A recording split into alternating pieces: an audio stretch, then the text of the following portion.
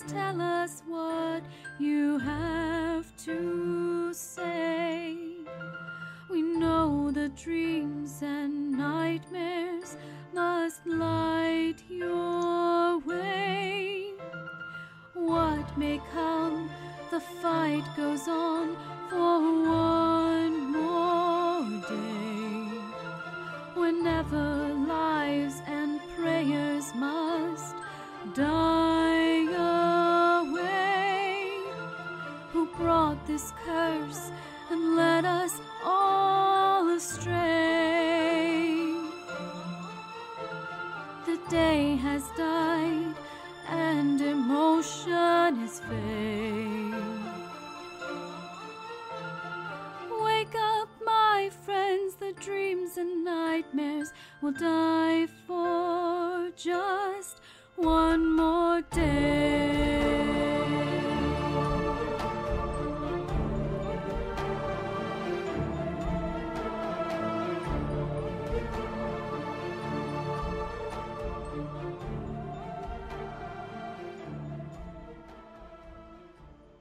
Well, Happy New Year's, everybody. January 1st, and we are starting our new campaign. I see Josh's microphone keeps going bloop, bloop, bloop, bloop, but nothing's coming through it. Yeah. Oh, there you go. Okay. Happy New Year! So anyway, normally we start off sessions with like backlog and bookkeeping and all that jazz. And usually at the start of one of these new campaigns, we go and introduce the characters. But this whole campaign, we're deviating from that a little bit because, well, if you don't know, then there's a backlog and you're gonna be busy for like a few weeks. Anyway, pretty much we're just gonna jump right into it. Blah blah blah. Let's see. The only really thing to cover is just if this is the first episode you are listening to, go look through the rest of the channel. Start with Hero Society Season 1 because, in a way, it ends up kind of all being related. And if you have not heard of the Fate core system, Why did you not watch our last game? yes, go watch Planeswalkers then, because Planeswalkers pretty like half of its point of existence was we need to learn to do the Fate, and we did, and so now we're doing it with freaking really abstract concepts. Anyway, so I'm gonna move you guys all to the session mat, and just as a surprise for all of the players as well, I finally posted up the campaign aspects. So, and since I know this is the first time any of you guys are getting to see it, how hard is that to read for you guys? Should I change the font color? Maybe. No, I can read it, but I can read it, but I don't know. Not that. Why is it always red? Why is it always green? Why is it always purple? Why is it always purple? Because purple is the best color, assholes. But I really can't read it purple. Can't read it white because of the flowers either. Can't read it. I guess black it is. Yeah. Well, what about gray? Nope. That's not quite dark enough. Jimmy, are you Nope. alright? Yep, Jimmy, are you alive? How you doing, bud? Okay. I'm alive. I have my mic muted because I'm just, I don't know, reasons, I guess. It's all good. So, as far as how we are going to start the game, in true Matt fashion here, as we're starting the game itself and the narrative here, each of your characters are just coming back into consciousness. Your eyes are still closed, and just this painfully bright white light behind your eyes, and it's just now starting to fade. feels like you've been freaking out for as long as you can possibly fathom. You know those sleeps where you wonder after you wake up from your nap, what year is it? That's kind of where you're all at. And to accompany it, you have a splitting headache. The last thing...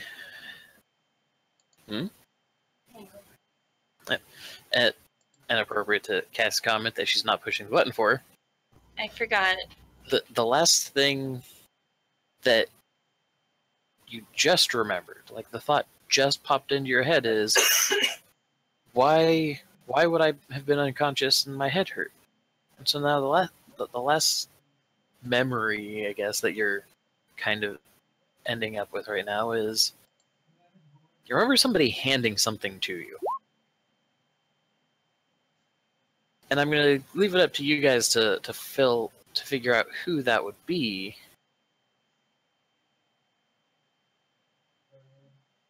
Oh, I apparently need to fix something.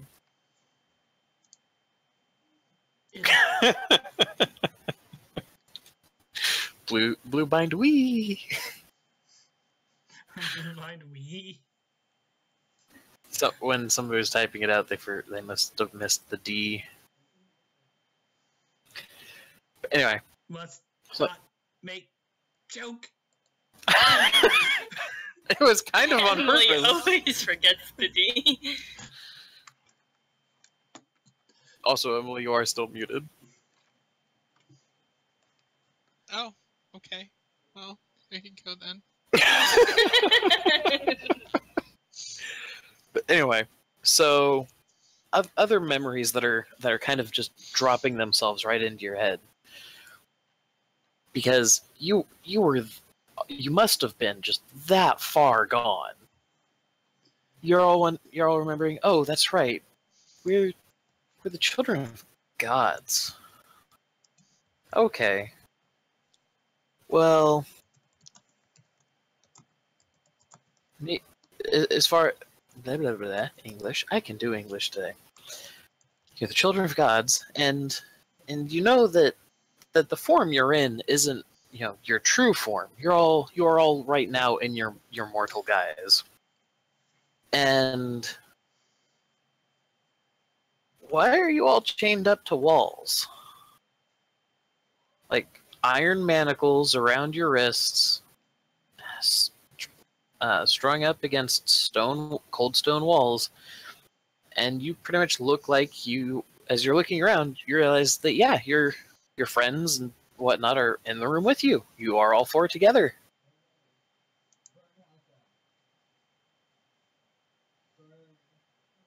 Jingle, jingle, jingle.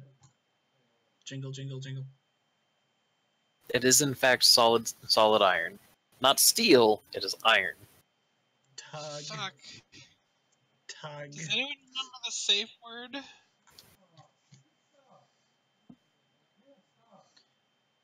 What? The safe word is teacup.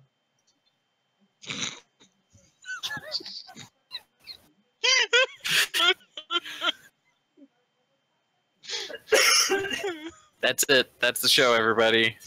We got our Saints Row reference and BDSM all at the same time. We'll see you next week.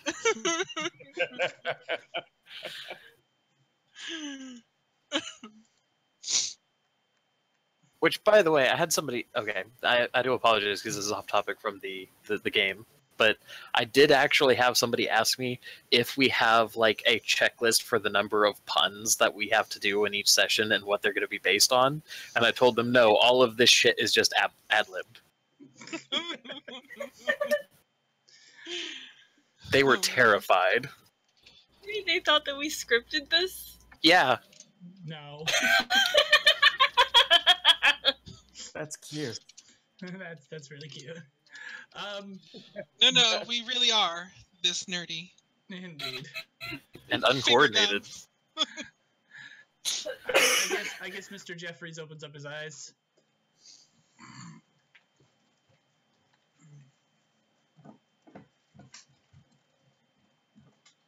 and returns to bodily chain tugging. So what are...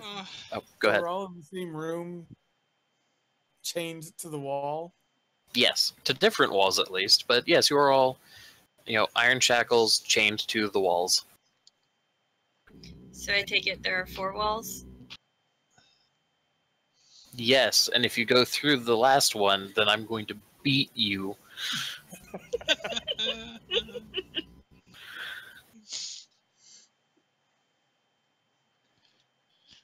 What else can be seen, Matt? What else can be seen? There is a door leading into the cell. Lower half of it is wooden planks. It's got an iron frame, I guess is the way to put it. Like the outer the edging of the door has an iron braces or brackets or however. I'm not quite sure what word most appropriate, but you know what I'm talking about. And the top half of the door is vertical iron bars. So you can see through it, and you see that there's a hallway with there's natural light coming through it. So there's a window. There's a series of windows probably somewhere in that hallway. It's kind of a dull gray light, like super foggy morning kind of a thing, and you do feel that there's not only are the walls a cold stone or whatever, since there's no heat source in there for you, but there is a rather biting breeze coming through that door.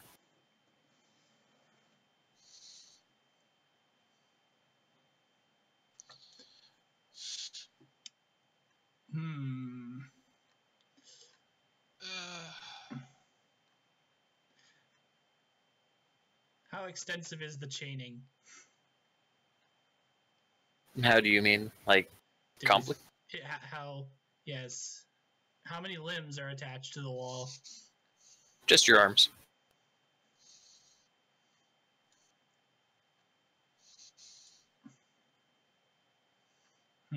Before we get too far into that, I would like to ask the only person we haven't heard anything from yet, Cassie, what is your character doing as she resumes consciousness function? I am examining the locks. They seem like a pretty basic tumbler lock. Okay. Well, I'm gonna try and get them unlocked somehow. I have burglary. Is that something I should roll, or? So you're trying to bring one hand to the other so that you can start to unlock the thing? Yes, I guess. Okay. So what is it you're going to use to try and pick this lock with?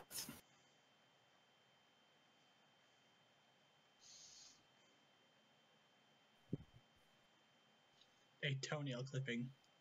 I was gonna say a hairpin, but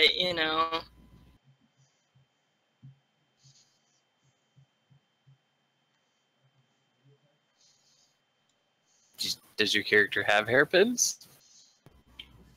if she's in her human form, then probably. Sure. Gonna go all kinds of Fallout on this bitch. Okay. So Maricel, one moment.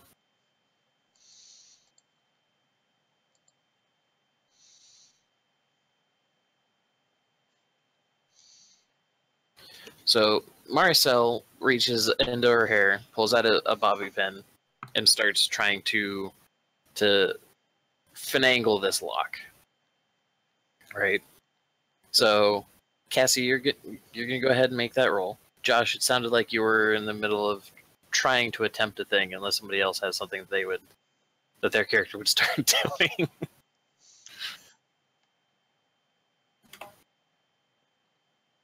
Do I have any modifiers or no? No. Okay.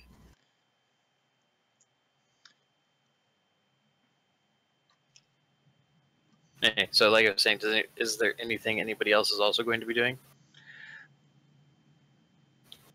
I am attempting to. Okay, so Jameson is just kind of looking around, as though trying to assess the dimensions of the room, and wondering if it's big enough.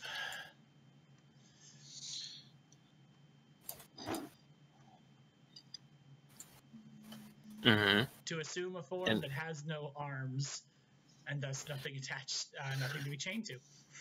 Mm-hmm. So, what about Toby or Chloe? Well, do we know we have these alternate forms? Yes, you guys are fully aware of what you are, even if it hasn't come up in the narrative yet. You just don't remember how you got here. It was a mighty bender. Is there any way I could turn into my portal and just kind of walk out? Yeah. Then I So- will do that. We'll get to that in a second. Okay. Emily, what is Chloe gonna be doing? Eh. Everyone else seems to be on it, so. She's just gonna chill out and be like, "This reminds me of last weekend." I mean, of course. I mean, of course, last weekend I was, the one in control of the chains, and they were vines. But I mean, I don't know. Seriously, were we at one of Cousin Magnie's parties last night? I can't remember quite what happened. Okay, that is now canon. That was all just said. What does anybody say in response to this?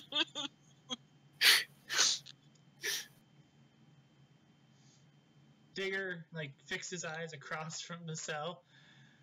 Never eat the worm. Never eat the worm. You? My sentiments exactly. Meanwhile, while this conversation's happening, transit, as Jimmy had said, in a similar thought process to Digger, assumes his divine form, in which he becomes pretty much a walking portal or some sort of pure energy, and is now no longer restrained by your measly iron chains. Just fucking stands up and walks away from the chains.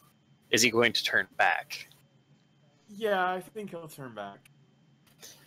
So, just visually One speaking, problem at a time. so visually speaking, when he changes back, what is the spell effect of that? Like, does he just grow a new body from inside of him? Does he have? What does it look like when he changes his forms? It's perfectly okay to just go with rule of cool, regardless of if it makes sense or not. I guess when he becomes his divine form, it looks just kind of like a small energy explosion until he's that form, and then when he reverts back, it's kind of like the energy implodes and his normal form is there. Okay. I mean, I'm probably not making it sound very cool, but whatever. No, pretty much he just kind of. It looks like he just kind of evaporates into energy of some form, and then becomes his divine form. And when he goes back the other way, he just kind of seems to solidify. Right? Okay. So just to put words and actions into your guys' characters' mouths, since you guys you're all familiar with one another, right? This doesn't phase any of you. You're just like, oh yeah, you cheating ephemeral bastard, and Bindweed's just still sitting over there chilling. So, Cassie, I was going to make your difficulty for your lockpicking thing there too. So we'll say that you're working on that. You know you are making some good progress, but Josh, aesthetic visuals, whatever you want to call it, particle effects. How does Digger transform? Well, that's the thing. Just a quick clarification of the room. is there enough room that he can transform without crushing all these people? Well, that depends, because the picture that you gave me has a person in the shot for scale. Yes. Is that his size? Maybe like you did say that it will get bigger and smaller depending on our worship, and since we're starting out, I don't think that big is what he has right now. So that picture is more his later goal. Yes. So let's say just for the sake of argument, Mhm.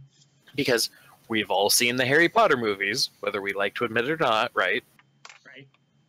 Why wouldn't anyone admit that? I was about to say, I love Harry Potter. I do too. There are some people who are weird. But anyway, point is, Future game, we will do a Harry Potter thing. Sure, why not? Let's do that. I would be okay with that. I will Ravenclaw the shit out of everywhere, and Cassie will bake people Hufflepuff muffins.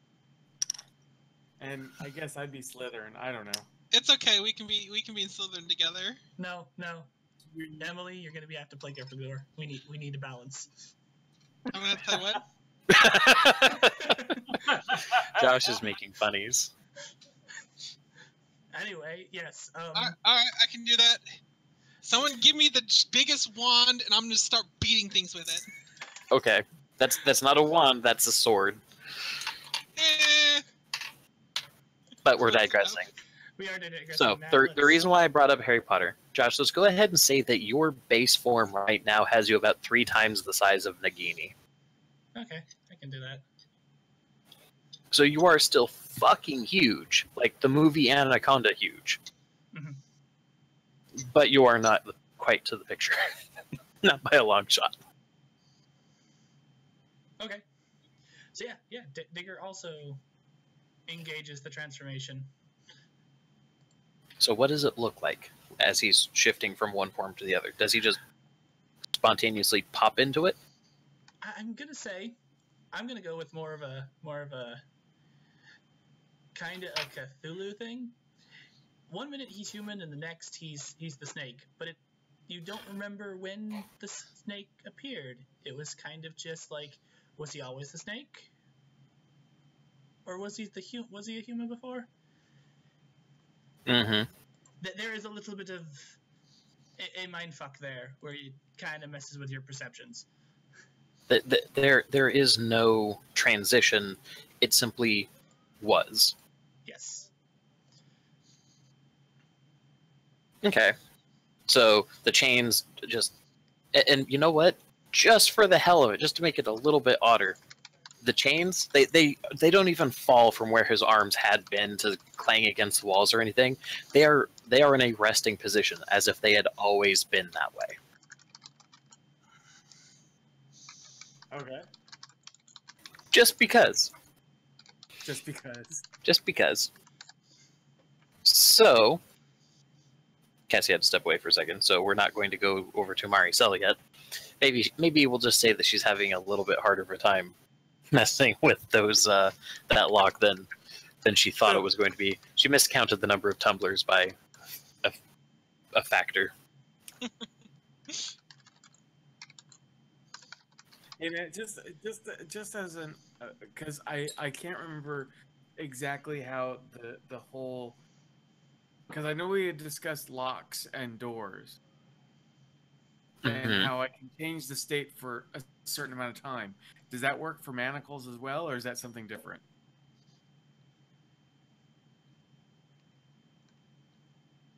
I would say that it is something different, because like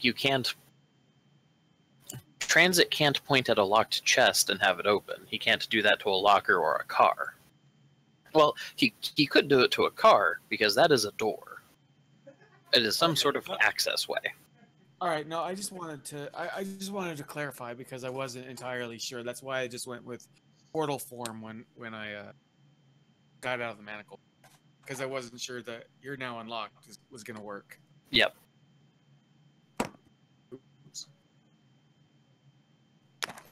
Oops. Okay. Well, and honestly, given what your divine form is, I mean, that seems like it would be... It was a pretty reasonable response. Like, I'm being restrained physically. Well, better not be physical anymore. But anyway, so now that Cassie's back, so Maricel, was coughing. Finally gets through that last tumbler, having realized that she had miscounted how many were there in the first place. That's why it took her a little bit longer than intended. And her manacle unclasps, and she is able to make a pretty quick work of the other hand, because now that she's not having to fight with angles and such. So you're all standing there two of you are standing there in the cell, one of you is coiled up in the cell, and Chloe's just sitting there remembering last weekend fondly and wondering what happened at Magni's party. Still chained to the wall, though. Trying to remember if we were even at Magni's party, and if that's where this happened, or if this was something completely different.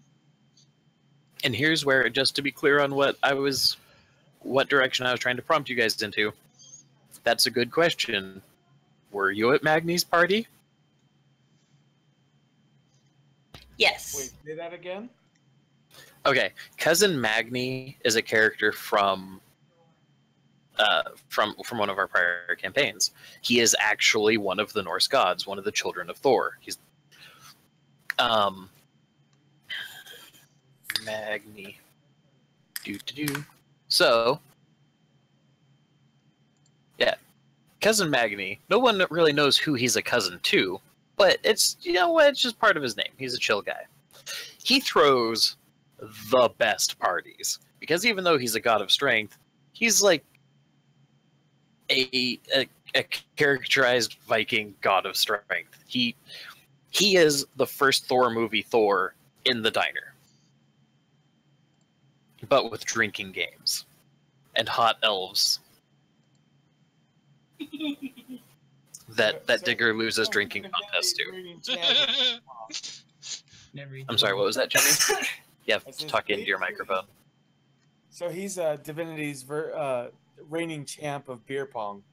Yes, because he will put the freaking beer cup 4 miles that way, and he's strong enough to throw that freaking ping pong ball that far, regardless of air resistance. You bastard.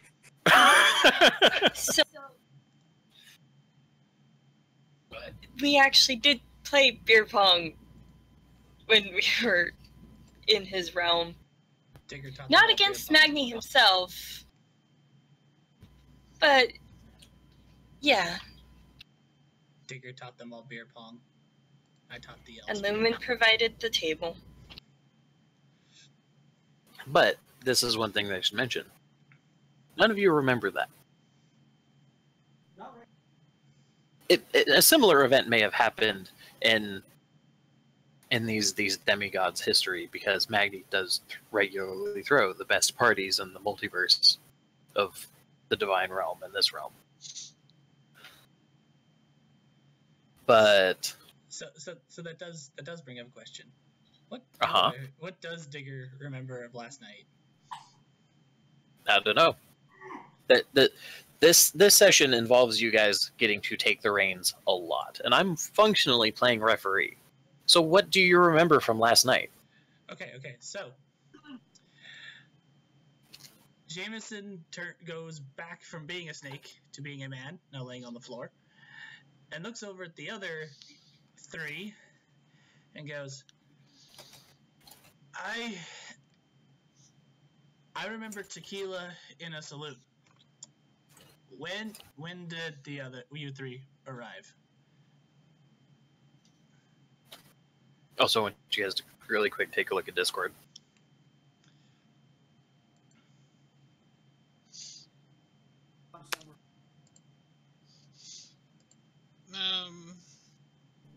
What was the question? I got a headache.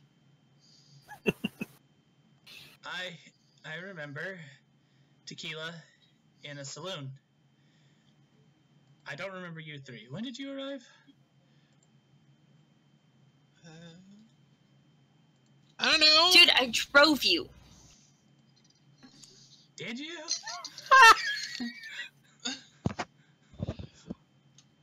I just remember. I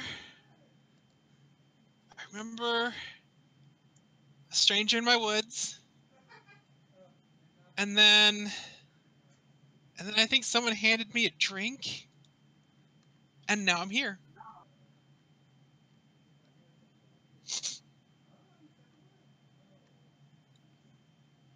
Why can't you not? How about you over there, Glowy and Sparky? Jimmy, that would be transit. Oh, I'm Sparky? You're Glowy and Sparky. Turned into a goddamn Protoss Archon. What did you expect? Especially considering Lumen's not there. Taste the pain, Bo. I'm not entirely sure how I got here.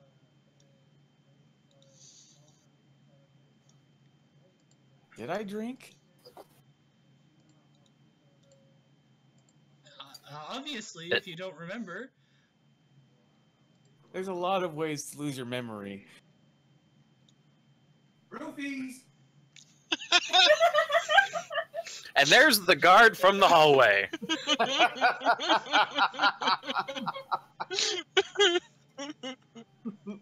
Thanks, mysterious voice.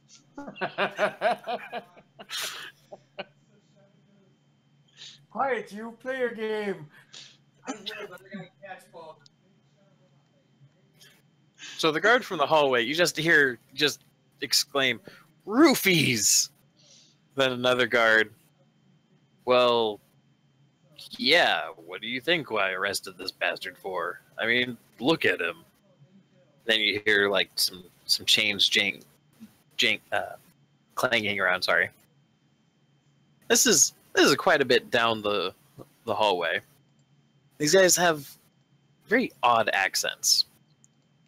Okay. Like, you know how... excuse me. You know how like, in typical fantasy, the accent of a Viking is, it is this deep, billowing kind of a voice, right? And mysteriously British? Yes. And it's somewhere between that and I'm trying to figure how to describe this. Like, it's somewhere between that and like vaguely Scottish. Dwarfs? You know what? Fuck it. Sure, we're gonna go with it. It's dwarf accent. Sounds like dwarf. Huh. Like you would expect a dwarf to sound, but you all know for a fact that there's no such thing as dwarves. You just know about them from like some of your time and when you're out on the ring, and they have these things called the moving pictures in the movies and the cinemas. It all depends on where you stop.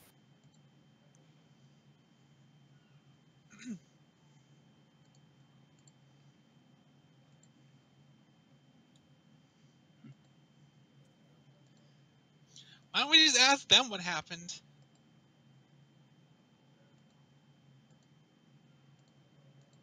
As Chloe's sitting there still chained to the wall, like motioning towards the door. Oh, by the way, I was going to totally unlock Chloe's chains.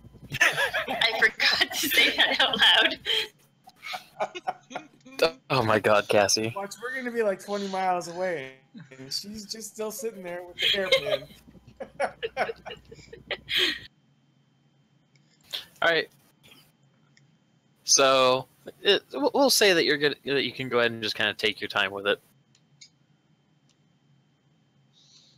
So, As an aside, can you let me know if I'm yelling or not? Because I have to charge my phone, and so it's kind of far away.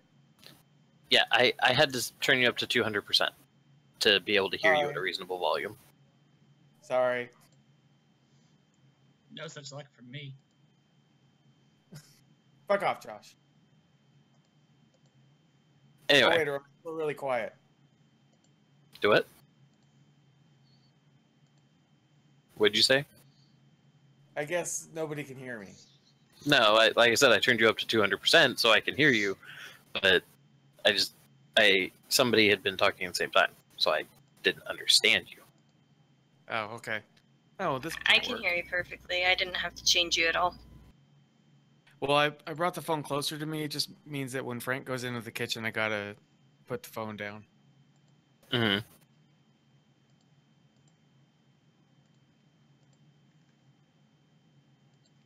Anyway, so while Chloe's getting unlocked, anybody have a response to think of why don't we just ask them why we're here? Digger lifts a finger and curls it halfway down and remains silent.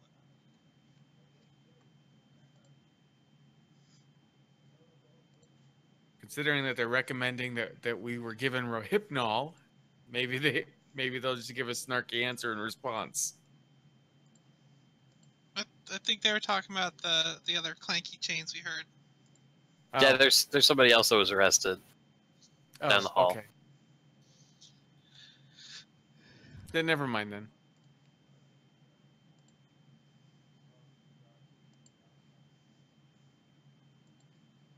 So is Emily still in the chains?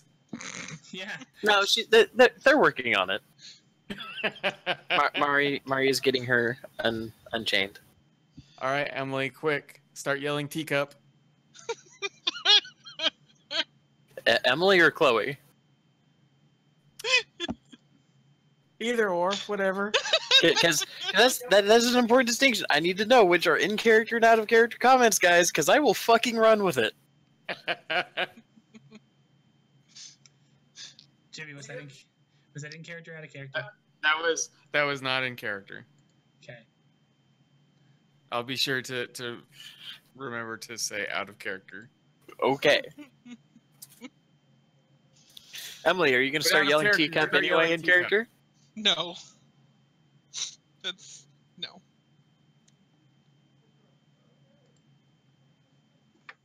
So Digger had an objection, realized that it wasn't valid.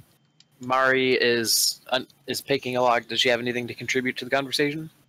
I see you've done this before. A timer 5.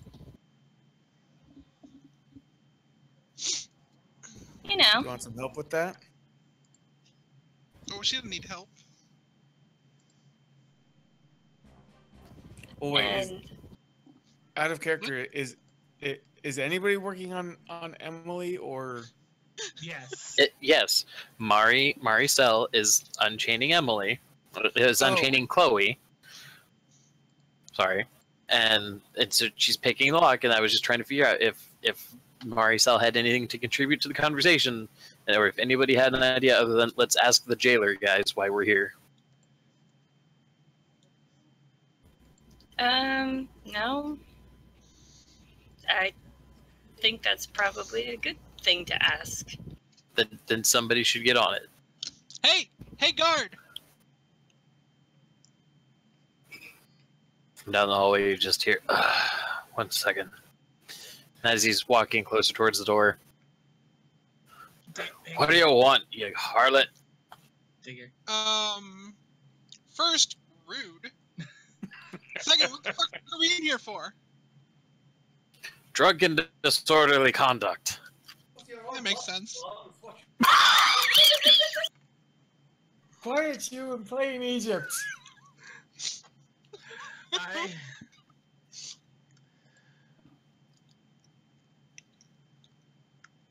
They're still trying to get the wagon out of the inn that you guys took, that you all had your rampancy with. And then as he gets up to the door, he realizes that 3 of you are out of your chains and trying to get the 4th one out. That's what I'm trying to interrupt to say. I was going to be like, Jameson immediately upon her calling for him, rolls up and like presses against the wall so he can't be seen.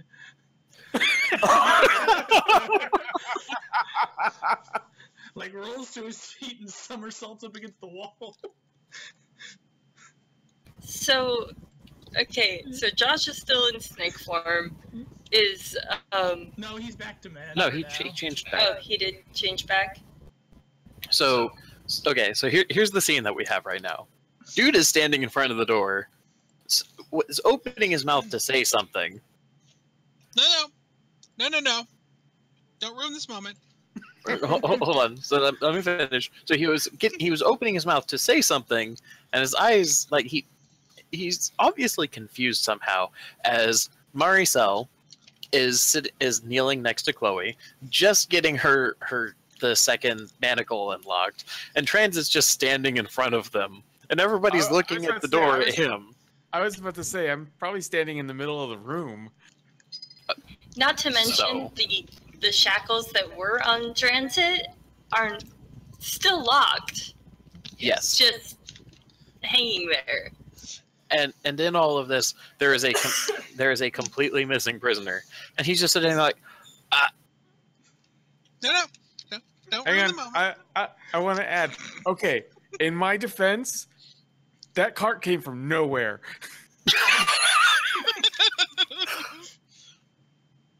he just. And what were you gonna say, Emily? He opens his mouth to say something like, no, don't ruin this moment. Well, that's what happens when you don't let me drive. And you just see the joy leave this man's eyes as he's looking at you, You know what? I mean, while you're and he working on that, sighs. I got an itch on my nose. Could you scratch that for me? You know what? You're all are obviously sober. And he just unlocks the door and he steps back and he points down the hallway from where he just came from. He's like, "Get the fuck out of my jail." Digger walks around the side of the wall.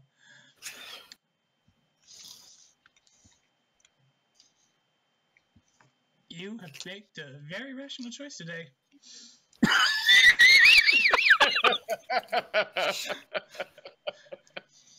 I was thinking that there'd be the punching, and then the running, and then the digging, but no, okay, this works too. Does Digging? everything have to be about fighting with you?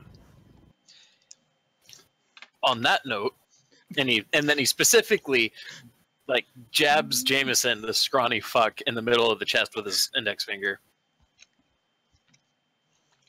The next time that you decide that you're needing to go and start a fight after you've had 4 or 5, how about you take it outside of the town? Blacksmith's gonna have words with you once he realizes how much work he's got ahead of him. Nice manacles, responsive staff. 10 out of 10 would get arrested again. At which point he just points at Chloe. Is she just insane? Largely. I do live alone in the woods.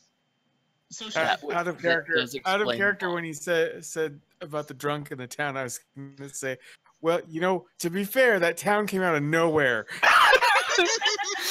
So we're gonna say that was a comment made in the background that he just didn't even hear, and he just like after the whole. Well, to be fair, I live alone in the woods. Like, you know what? I can see it too easy. Just get out. Working on By the it. way, what does he look like?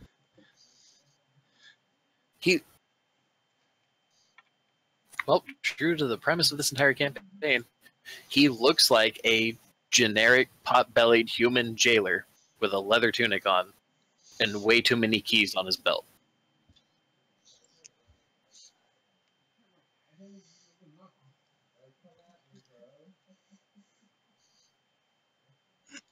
So, Okay. Digger looks at him, looks at where you got poked, looks back at the guy and goes, "To be fair, I don't remember any of this. Who'd I fight? I am also fairly certain if I was in fact drunk in public, I did not want to be in public. I was probably Josh? thrown into public. Josh, I would like you to roll will. Okay. Your target number is a 3. Good luck.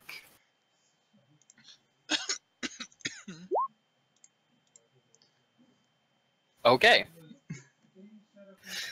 So you failed it by 2. Uh-huh. And for the sake of being clear about mechanics, even if it's not clear about lore, what functionally just happened is you tried to ask an aspect of reality about something that, at least for right now, it doesn't have an answer for. Reality just whiplashed right back at you. You were just attacked by reality. Well, that just sounds fun. So I'm trying to find. So you failed by 2, so that isn't anything extra, correct? Trying to remember where the page was that was on. It's in. Or outcomes. Yeah.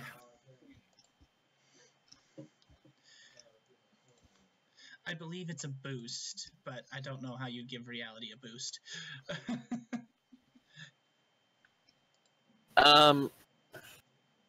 Well, in short, in regards to mental stresses, it would be one of the 2-point mental. It would be your 2-point mental stress, right?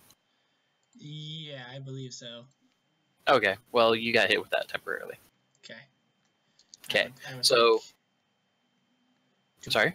I will take it. Okay. And so, as far as like what this ends up being narratively, you ask, and the guy like just stares at you blankly, as if like you just asked him what the escape velocity of a freaking seagull would be to try and get out away from the planet.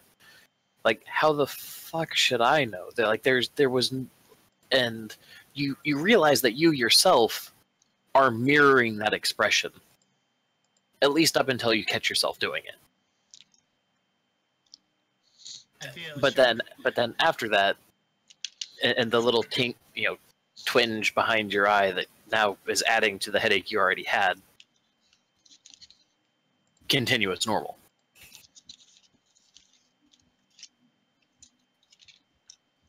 Amen.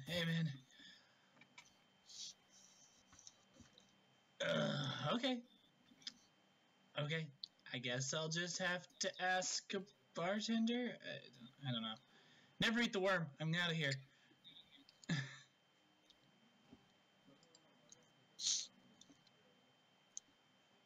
And Digger proceeds to head down the hallway. Worms are good for oil aeration. Soil aeration. They're very bad at the bottom of a tequila bottle.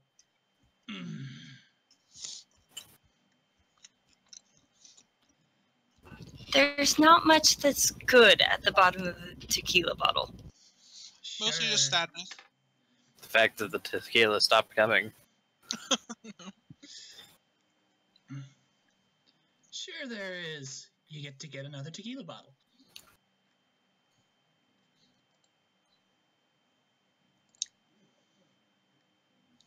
So, anyway, are you all making your way down the hallway? Yes. Mm-hmm. Okay. Yep.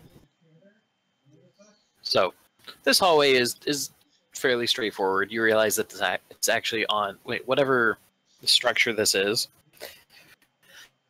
You can tell that the air that you are sniffing now that you're definitely as you're walking past the open windows, even if you can't see out anywhere, it's very crisp air. It's very clean.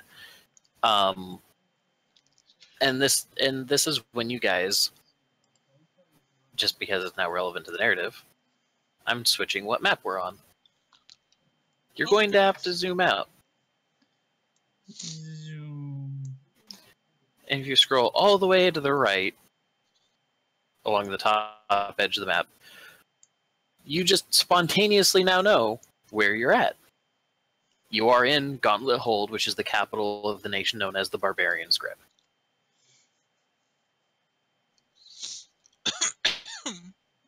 Digger gets in front of everyone. Stop it. Stop. Okay. We gotta do this the smart way. Ugh, why are we so far from the ring? I don't even remember coming here. Why? Turn out your pockets. Turn out your pockets. And Digger proceeds to turn out his pockets and see what he has on him. What's it have in its pockets? Like, okay. Cause and he points towards this mountain right here. He's like, I remember being on the other side of that mountain like 24 hours ago. And you were at the ring? You remember the ring? No, I remember.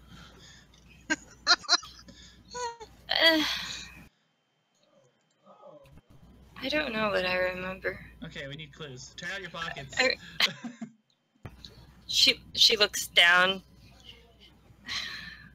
Fucking girls' clothes don't have pockets. Turn out your purse then. I don't. Yeah, I was just about to say, I don't have any pockets. Got nothing.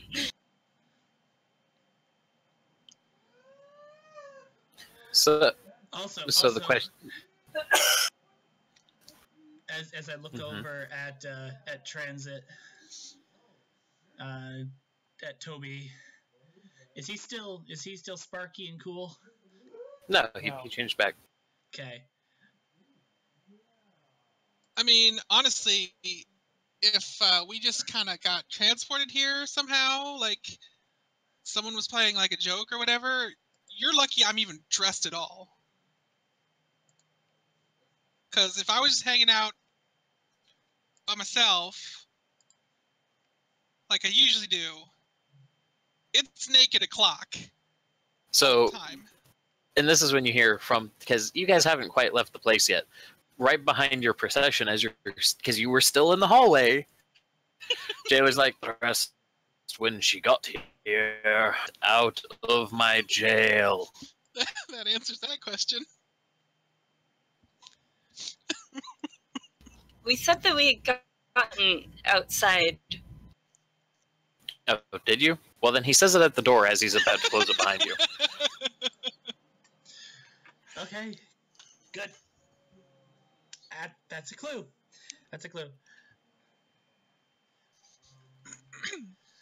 Let's see. I'm trying to. I still remember driving you somewhere last night. Apparently, it was over that mountain.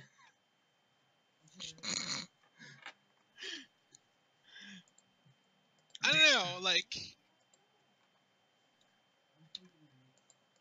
I said, I remember fighting some stranger through my woods, and then someone handed me something. I'm pretty sure it was a drink, and you know that's why I thought maybe Cousin Magni was having a party. Because you know, you get handed a drink, and then everything kind of disappears for a while. But we're awfully far away. I'm a little confused. Well, especially since Cousin Magni, as a true god, cannot come down onto the world. Take that as you may.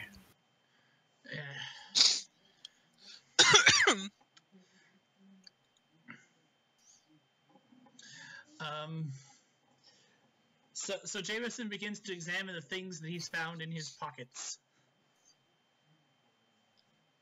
Which are? Okay, what's in his pockets? Remember, I'm just fucking referee today. Alright, I'm gonna have to make up some random shit in his pockets. Hang on. String, button, bottle cap. Like, once again, mysterious voice.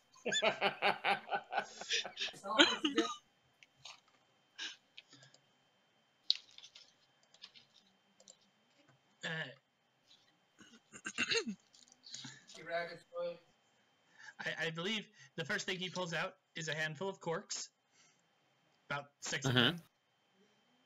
Okay, that explains that. He hands them to Maricel for holding. Here, hold that.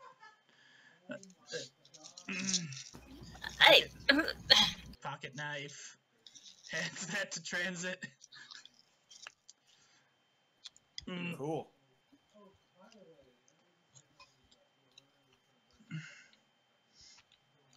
He pulls out a wad of money. Why do I have Here, I'll What take that. kind of money? paper money? So paper, not cloth. Yes, paper, not cloth.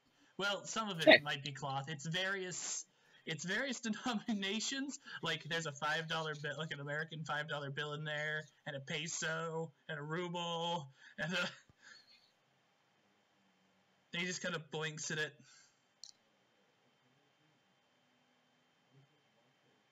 Just to throw this for a loop, none of them are local currencies. That's why he's blinking at them. He's like, ruble.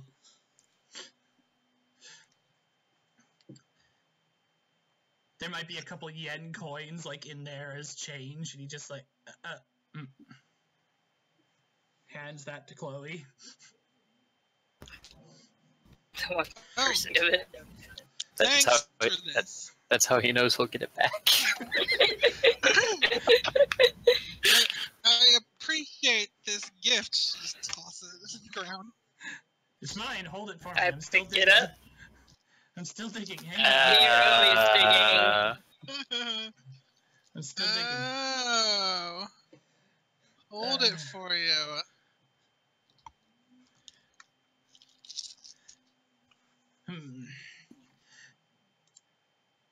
At this point, Matt, So while starting Josh tries to think up a couple of other things, what were in Transit's pockets, assuming he's turning out his pockets to try and help find clues?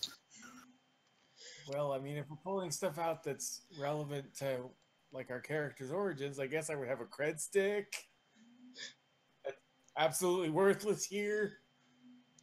Well, whether it's from your origins or not, like, just you guys. Okay, you guys are playing a game of Clue. What the fuck happened last night? You guys get to make this shit up. Oh, hey, there was But a what mint. really happened?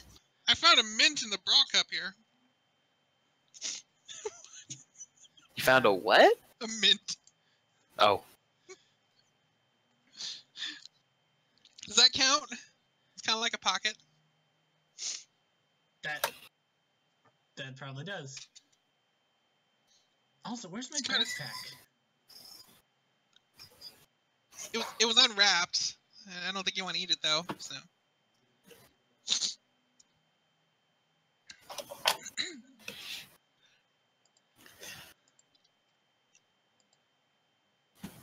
We can have backpacks, right?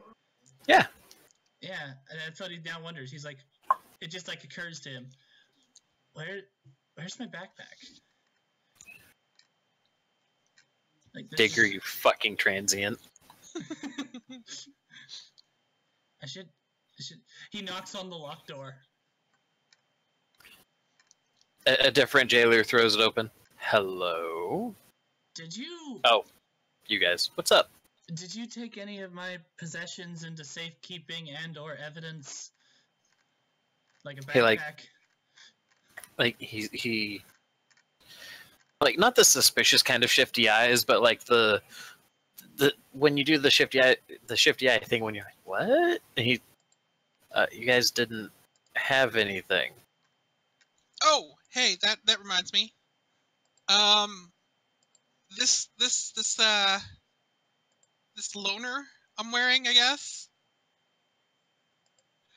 How do you want this returned? We don't keep it. All right.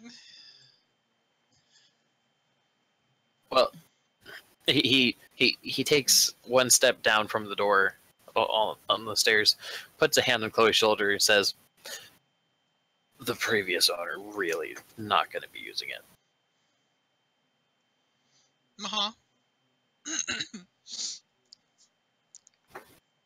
Then he puts his hand down.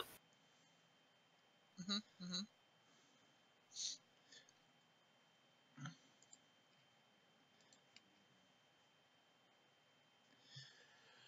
Oh, okay. So All I got, from what I got, pocket knife that I'm supposed to have. The cork. Yeah, I was drinking. Probably. Actually, probably I do have a concern. How did the previous owner die? Hey, Emily. Uh-huh. I need you to roll Chloe's will.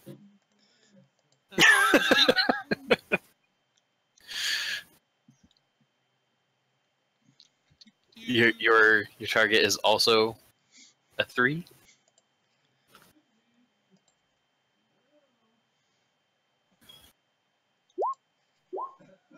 I got a -2. That's. Oh wait. Did you roll? What did you roll for your total modifier?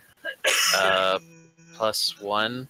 Except you also have, as one of your personal divine powers, a will of rank 2. So you come out even with 0, but that still means you failed it by 3.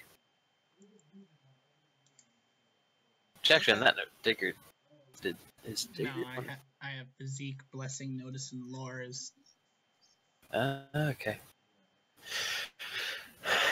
So yeah, Emily, you get bonked on the noggin back by reality as well.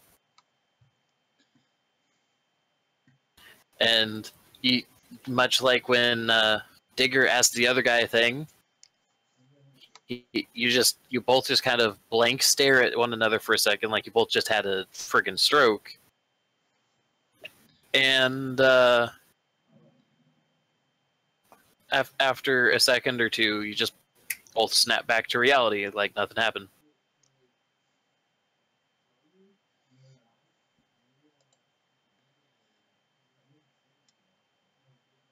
Does Digger recognize that look as what he just did back there? Yes and no. You weren't really cognizant of the look that you made in the first place.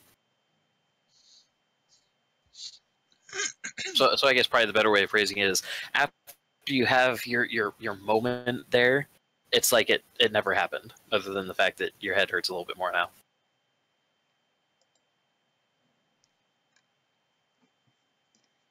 I go for some bitch.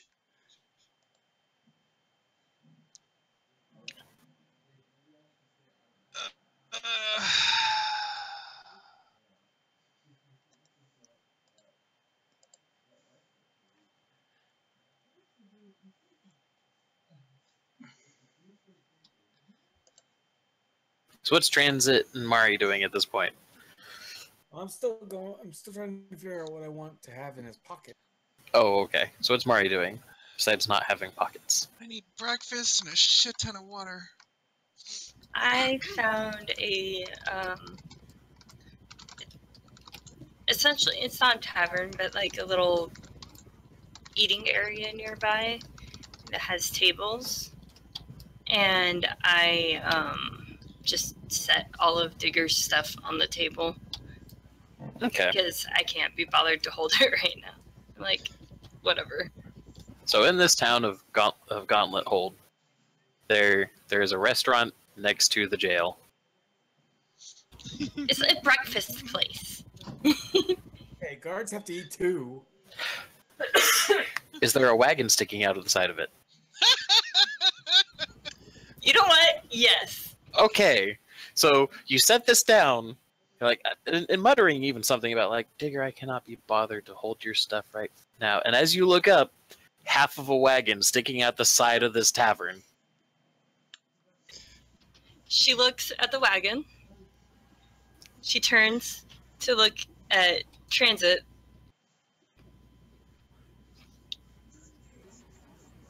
Why don't you just let me drive? The next question. Is it even what she was driving?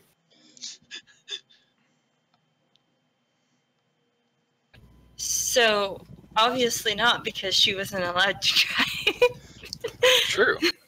So, given that it's a thing that's immediately relevant to your characters justifying their current place in existence at the moment, because you said already that she was the one that drove Digger to whatever fucking clam bake this is that fucked up your guys' reality. On the other side of the mountain. On the other side of the mountain, what was she driving? And does she remember where it is?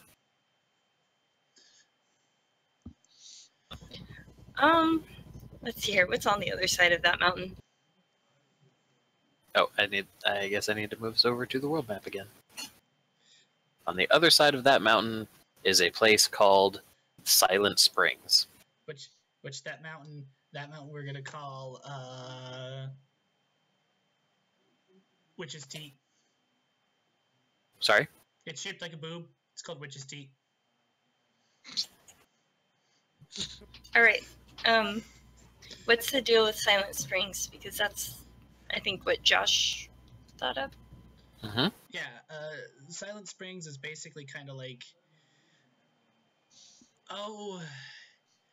it's very Western.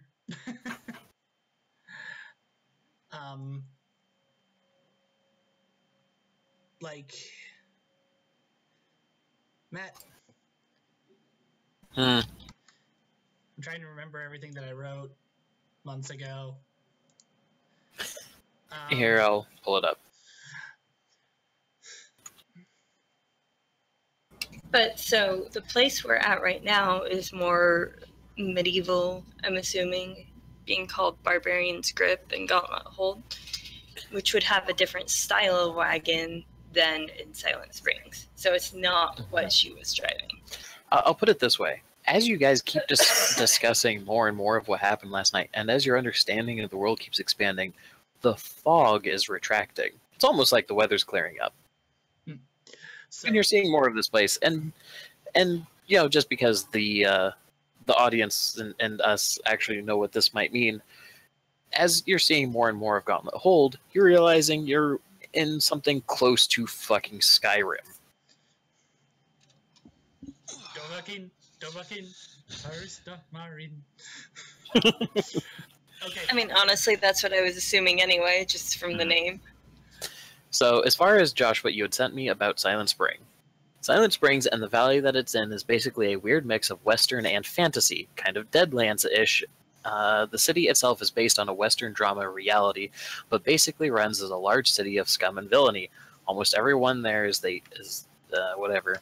Banditry, brigandry, and the trope of the Western outlaw are the culture, and the whole thing is run by an autocratic politicians, mad scientists, and businessmen obsessed with that ever-important venture of progress, and run the city with an iron fist. Okay, yeah. Is this being asked in character? Or Yes, it was. Or is Maria just kind of like, or is Marcel just kind of head diving? Cassie, that would be for you. No, I think she remembered what Silent Springs was. I was asking about it out of character. Okay. Because that was asking me if it was the same wagon. And Well, I'm giving you the option because this is where you could throw a wrench into all of it and say, you were driving a car. I was going to say that I was driving a buggy, but like, because she does remember, being in Silent Springs with Digger. She wasn't driving a car. She would have been driving something appropriate to the area she was in. She definitely wasn't driving the wagon that's in the middle of the... It's in the side. In the side Jeez. of the wall of the breakfast joint. So instead of driving a wagon, she was driving a buggy.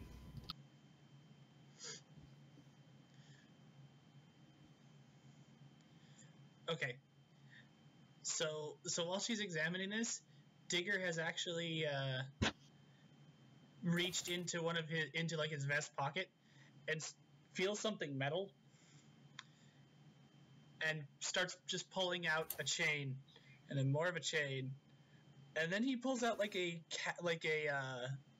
religious incense holder that is still smoking. Okay, so whatever we did last night involved a priest. which is topical given what you guys are. Do you have a yarmulke in there as well? He keeps digging in. Pulls Watch out everyone examine their fingers.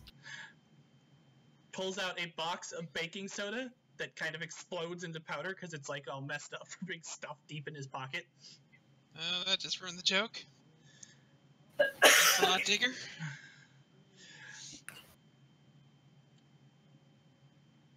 Oak starts digging in the other pocket and pulls out a feather duster like you see a French maid carrying. I know way more about you than I ever wanted to know. Okay.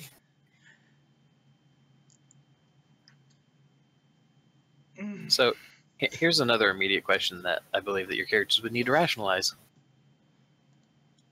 Given what your guys' overall goals are, that you need worshippers both for yourself and your patrons and all that, and it's kind of like it for you guys, it's kind of a basic driving force, like for mortals it is to go, fuck and eat. Yeah. What were you doing in Silent Springs? Why was wrong thing. Why was the demigod of tunnels and the demigoddess and the demigod of design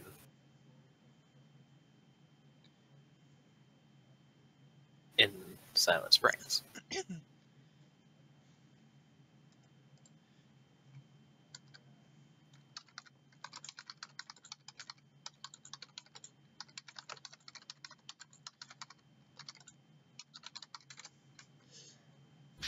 I heard drinking.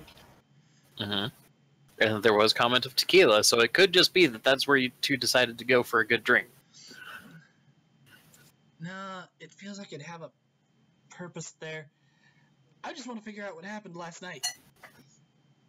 So, I think I need to figure out if this place has a temple. Because I had to have gotten that from somewhere. And he points at the still smoking incense burner.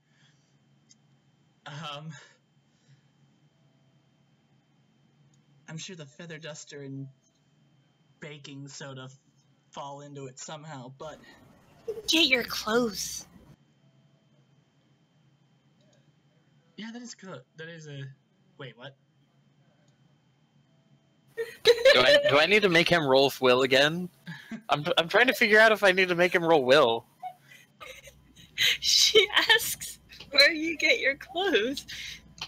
And she points to the incense burner. It's like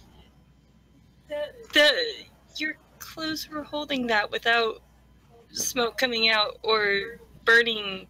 Where do you get your clothes? He touches at those. I don't know. Half the time I'm like her and spend my time naked. I like the. And he like makes a gesture with his hand like a snake. I like the feel of rocks And against my junk. now remember why we're friends. But to note that he is dressed. I've seen this hentai. He is dressed in like a pair of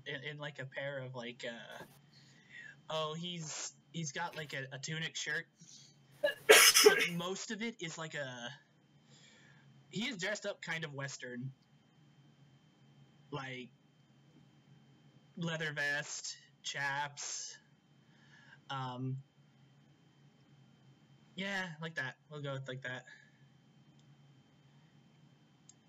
No, I guess he is then dressed a little more fantastic. Well, that's what he looks like as a whole. You can still change what he's wearing. It's not. This isn't an anime. You don't have just the one outfit. That's true. We will say that he does have some Western things on him right now, like a leather vest, like a cowpoke's vest, that he's wearing, obviously in an unmatching style to what's in the picture there. Because now it just looks weird. He's got like an overshirt, an undershirt, and like a cowpoke's vest, where he's pulling this stuff out of. I don't know. I guess the leather didn't burn. He like checks the inside of the pocket for scorch marks. Nope, scorch marks. Yeah. Yep.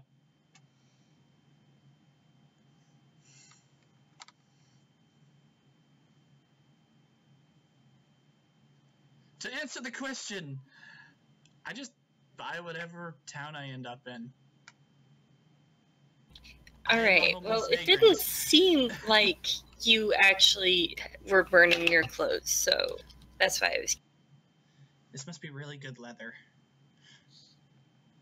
Not anymore. It's kind of singed.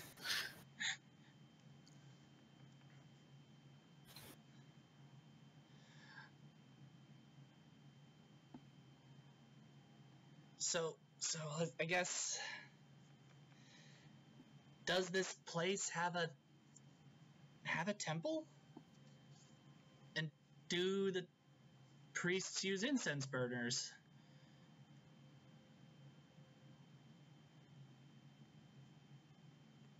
How would I know? That's what I'm gonna go Well, find out. Well, here's how we're gonna run this, at least for right this second. Does anybody have ranks in lore? I think I do. I think I do. too. All right, so we're gonna do a roll off. Everybody is going to roll their lore. Whoever wins gets to decide this answer.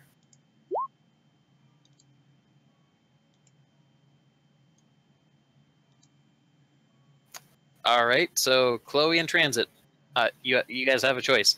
Either you guys can push and we'll see and have you roll again and see who wins, or you guys can. Each of you can answer one of the questions. Does this place have a temple, and do the priests of the town use incense?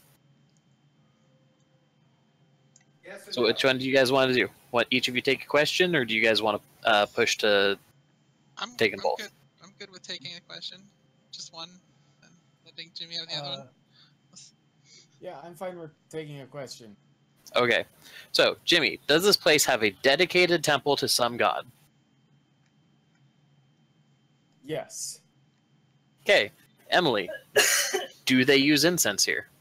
No. Okay. Quiet, you. Well, that's what I just said.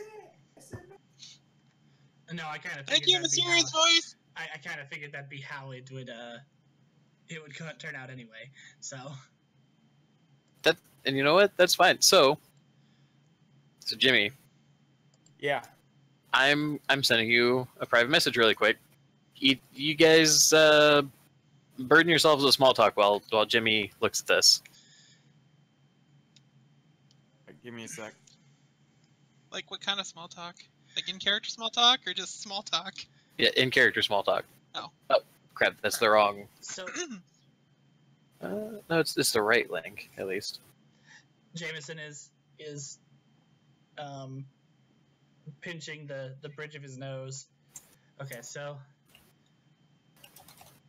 while we figured that out about the temple and the incense, Mari, I know why you're here. Chloe, what are you doing here again? I told you, I was in my woods. I was following a stranger.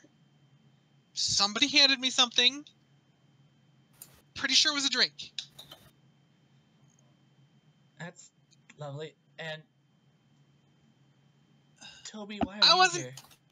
Wasn't anywhere near here.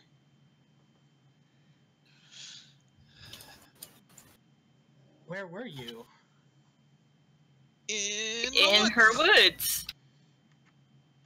Refresh my Well, memory. Where is that?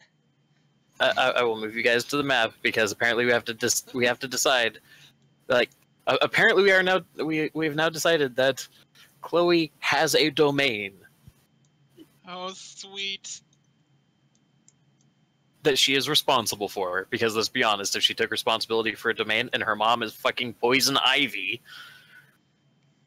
she best be responsible with it. So, which of these patches of green shit on this map are you responsible for? How about... I could just be really cheap and... And put it like the next pile of green near here. Just to be like, just like I control all the forests within the Amazonian Free State collective. Sure, we'll go with that. Okay, so now your character is going to have a moment. You need to figure out how to validate why she's all the way up here instead of down in her place. And if we can't find an answer, reality will either provide one or slap her across the face again. Oh, hey Matt. Yeah. Thanks to Josh, I have contents for my pocket. Oh, sweet. So we'll give Emily some time to ponder. Yeah. So, what kind of shit has Transit pulled out of his pocket whilst he was mulling over the idea of the church in the area? I have a pocket watch, a map with a few areas marked off with X's, Oh, good. We need to find out where those are now too. Okay. a locket, a letter opener, and it says a shopping bag, but I'm just gonna say it's like a cloth sack. It could be an actual shopping bag. I It could be mean, an actual shopping bag. Yeah, because you have to remember the ring. The ring is not all fantasy and happiness and rainbows. All right, then I'm gonna wreck the environment. It's a plastic bag. Okay. Okay. Digger immediately upon seeing these things goes into like inquisitive mode. He opens up the locket first and foremost to see if there's anything inside. It's a picture of poison ivy. No, it isn't. Yes, it is. No, it isn't. There's a picture of poison ivy. He looks over at Chloe and he goes, "This might belong to you. Does this belong to you?" No. I mean, you know, that is Mom, one of them. But, no, that's not mine. He wouldn't be the type to wear metal anyway. He sits it back down. Okay. Fucking druids and AD&D. Ooh, Jimmy, is there any form of store marked on the shopping bag? Is it just like plain plastic, or does it have a store marked on it? It says Shop I Smart, think- Shop S-Mart. No, I think it's. Shop SMRT. No A. No way. Yes! Humor through self-reference! Yes! You know what? Fuck it. Why For those of you at home who don't know, the Discord server that we use to roleplay this on is the Smart server. It is spelled SMRT because we're very smart around here. Uh-huh. They've been listening to us. They know. Anyone who listens to us at any point in the future knows how SMRT we are.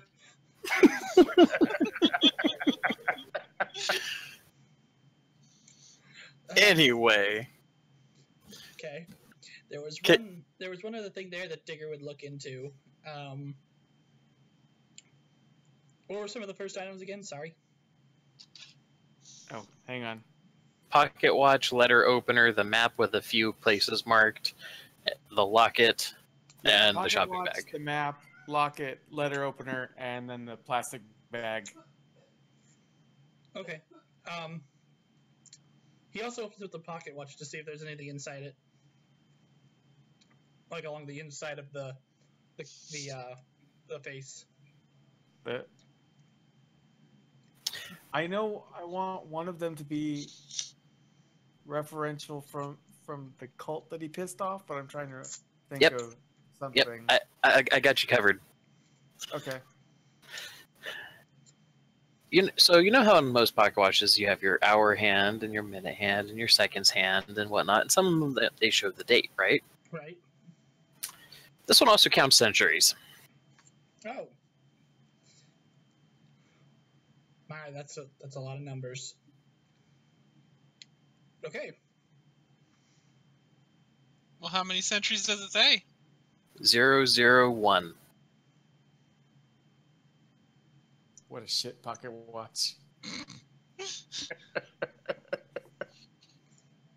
Little thing appears in the very top corner of the screen. Digger will remember this.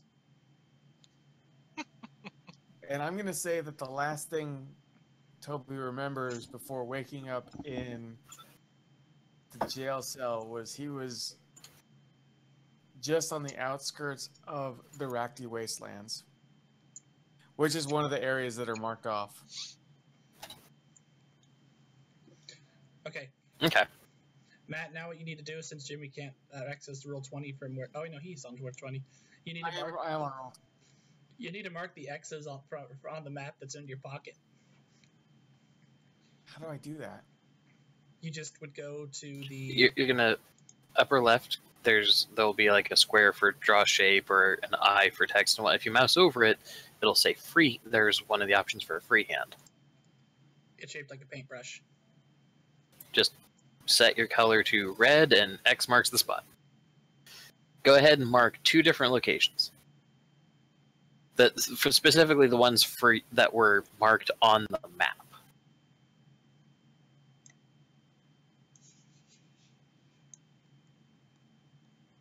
So they're all in the Rakti Wastelands? No, it's just I didn't think it was. I thought that it didn't look thick enough. No, I was trying.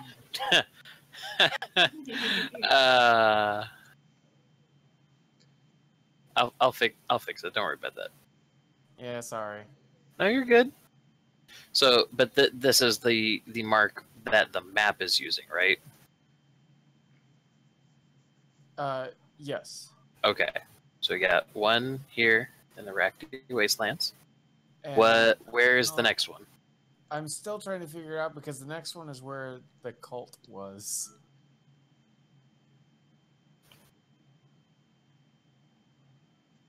They might. You know what? Just for the hell of it. Actually, you know what? Where is that? This is the ring. That's what I was gonna say because they're in the same area that he's from. So this map, there are 2 parts of it. One of them is the world that you guys are on. The second mark is there on the ring, which is its own separate paper. Kind of comes off more as a scroll. okay.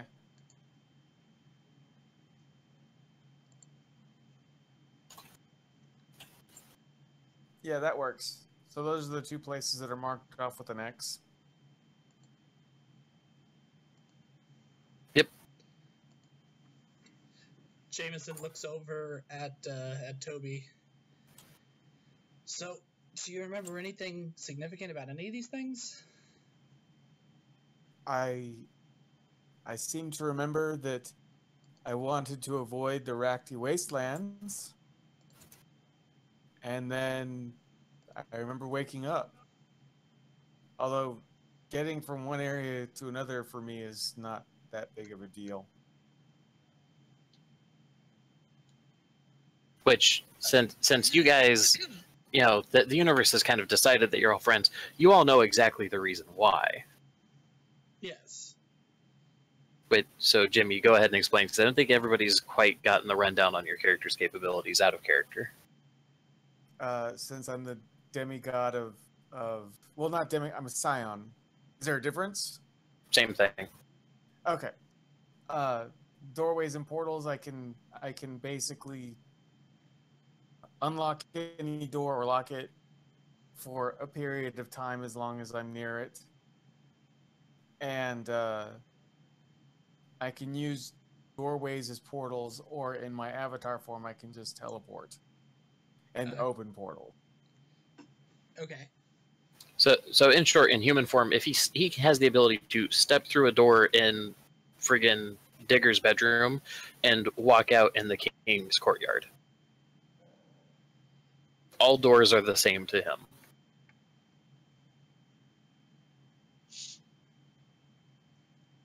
Because he's a prick.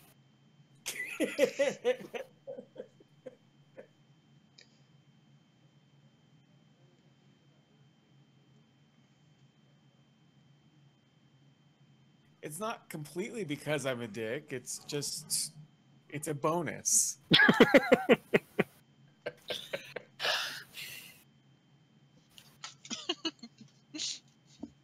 Okay, so we've got the pocket stuff sorted out, right? So, are we? First of all, did you guys want to do anything else with this tavern that has a wagon on the side of it? Well, isn't the wagon rolling away? No, it is still in the side of the tavern from last night. How high up is Uh, it? How what? How high up is it? I don't know. How high up is it? We'll say it's a two-story tavern. Well, Second story. I was about to say when I made that joke of that wagon came out of nowhere, it was basically it was gonna run me over. I went energy form and it went through me. And apparently, You were driving. I was what now? I said you were driving. No, that's my story. I'm sticking to it. I know what I'm doing. I'm going over to the table, grabbing a big handful of Digger's money, and I'm gonna go in there and try to have a lot of fucking water and breakfast. hey, that's mine. Not anymore. You open the door, and I'm gonna put some words into Chloe's mouth here for a second, but she opens the door, stops, says, "Wow, that's a lot of blood." Digger, What did we do? well, apparently I beat up some guys. That's apparently what I did.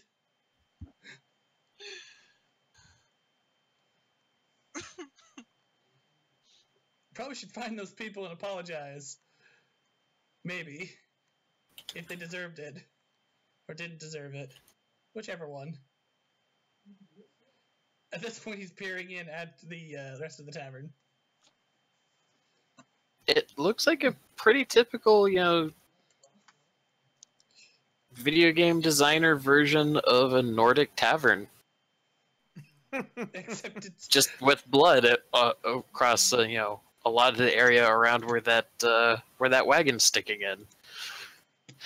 There's probably not anybody inside. Can I make an investigation Oh, roll damn it. to check blood splatter and puzzle out like, okay, so how did this happen? Sure. Okay, I mean, you are a geologist. what's my target number?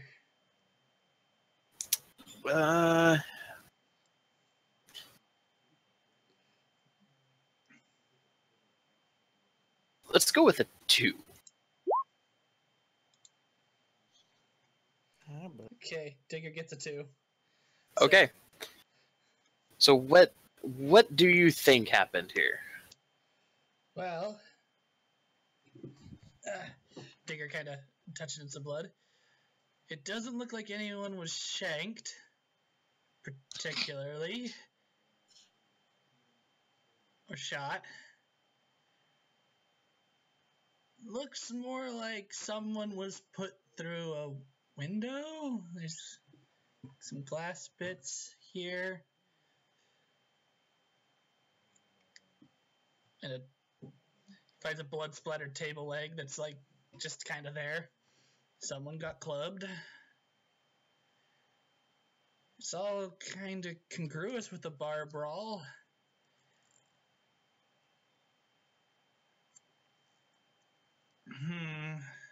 He starts following the blood splatter upstairs. And eventually comes to the wagon hanging up there.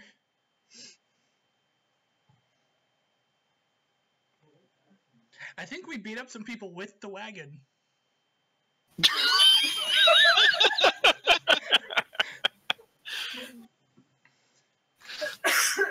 He picks up a wagon wheel that's like been broken in half. Obvious dent where someone's head was used to break it in half. Oh yeah. Definitely beat up some people with a wagon.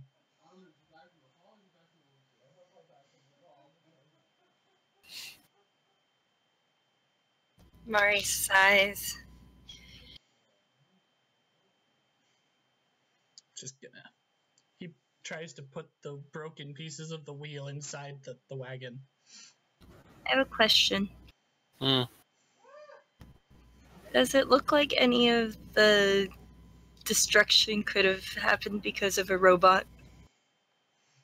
I don't know. What's a robot?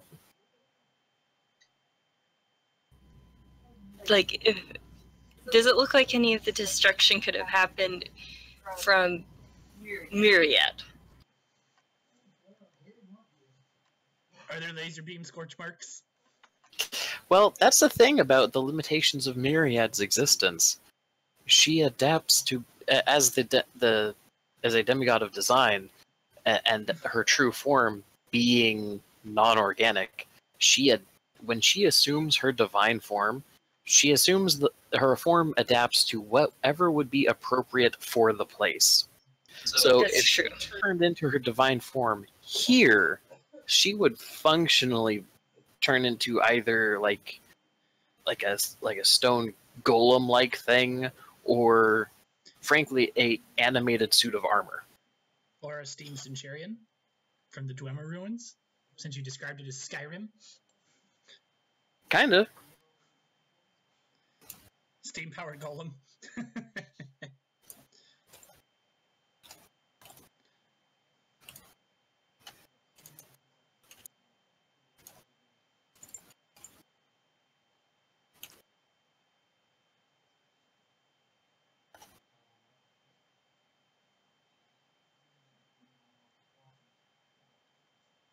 Alright, Jimmy, I answered your question. Yeah, I know. I see. Okay. So apparently you beat a motherfucker with a wagon.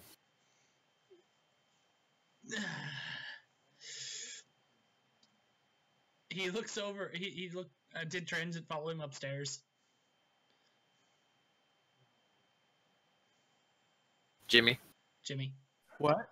did Transit follow him upstairs? Yeah, I think he's a little dumbfounded that we did this. Why did you decide to beat someone up with a wagon? I didn't beat someone up with a wagon. No, apparently you did, and he indicates like the impact splatter on the front of the wagon. You ran a motherfucker over.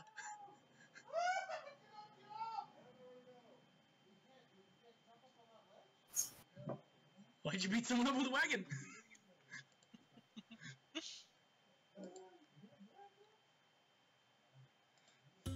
How do we know you didn't do this?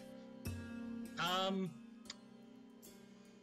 need to see the outside of the wagon for that. Hang on. Jameson does the dumb thing and climbs up on the precariously perched wagon to look at the back end of it. Okay. Roll me athletics. Your target is a 2. Don't fuck up. No, I shouldn't fuck up. I'd have to roll all blanks for this to fuck up. Okay. Okay. So it creaks and it starts shifting. I'm gonna leave it up to you if it starts falling and he actually, just if he makes it or if it stays stable. Nope. This might have been me. Is the only thing that you hear before, and the entire thing begins to backslide and fall out of the hole. He jumps down quickly and runs to his feet as the thing just falls out the thing and collapses into a pile of wood out front. That's Well, we got the wagon out. You hear yelling and shouting from outside as people just heard the falling wagon that just fell out of the fucking second story just crash down into the street and just turn into fucking splinters of kindling. So at this point, Chloe and Mari are I'm assuming you guys are still downstairs because it sounds like Chloe would have just been like, "Fuck it, I'm finding some water anyway." Yep. And so is Mari just kind of checking out the downstairs dining area? Mm-hmm. So- And you know that whole thing about the dog that bit you. Never mind. I don't know. Better. So you guys are doing that, and you just hear like the ceiling creak really loud, and then boom! Right outside the window, fucking what little was left of the glass just fucking shatters on that wall. God damn it, Digger! And there goes Chloe, name dropping his divine name. And so, I've been trying to avoid that. Thank you. and then you guys just hear, panicked shouting from outside. I think we should. Like she's not, no, I'd like to just take a moment to point out that she's not even up there, and she just assumes it was Digger.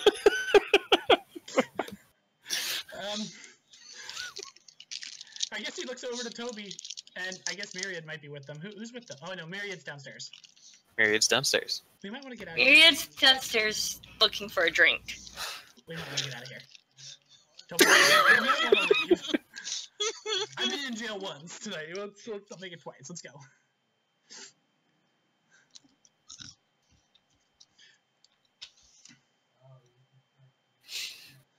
So, how are you guys gonna do this? Well, Digger begins to walk back downstairs to rejoin the girls, and repeats himself. We might want to leave. I'm gonna walk out the door nice and slow. If I see the guards, I'm just gonna put my hands out. Just prepare to be arrested. Walking out too, just Hey, Matt. with Chloe. Since I'm upstairs and Digger says I think it's time to go, I'm gonna go to the closest door and kind of go down the street and come out that way. Okay. Perfect. And Digger is going to. Hold on. So the girls have stepped outside. Well, I want to get to Digger's thing in just a second. Okay. But as Toby had stepped out of, like, we'll say somebody's like woodshed or something down the street, as he's looking down the street, you see that there's a bunch of people like angry, shouting, and panicked, and like it's not quite forming a mob, but But if they have a few torches, it's gonna get there. yeah, they're with, you can tell with just a little bit more agitation, you're gonna have a rally. I mean, they're almost to that pitch of yeehaw. Oh my. So Digger picks up his wad of money, and sets some bills on the bar for the stuff that Myriad took, and the trouble. Well, she didn't Myriad didn't actually take get anything. She was Oh. looking for it. Well, I guess Chloe just took water, so.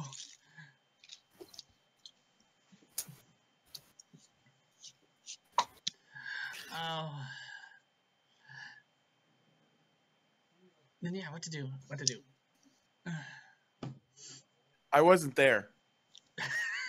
You guys can sense that there is one less.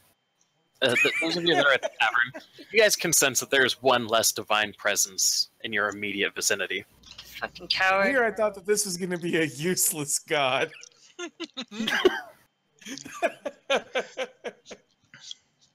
I told you I knew better.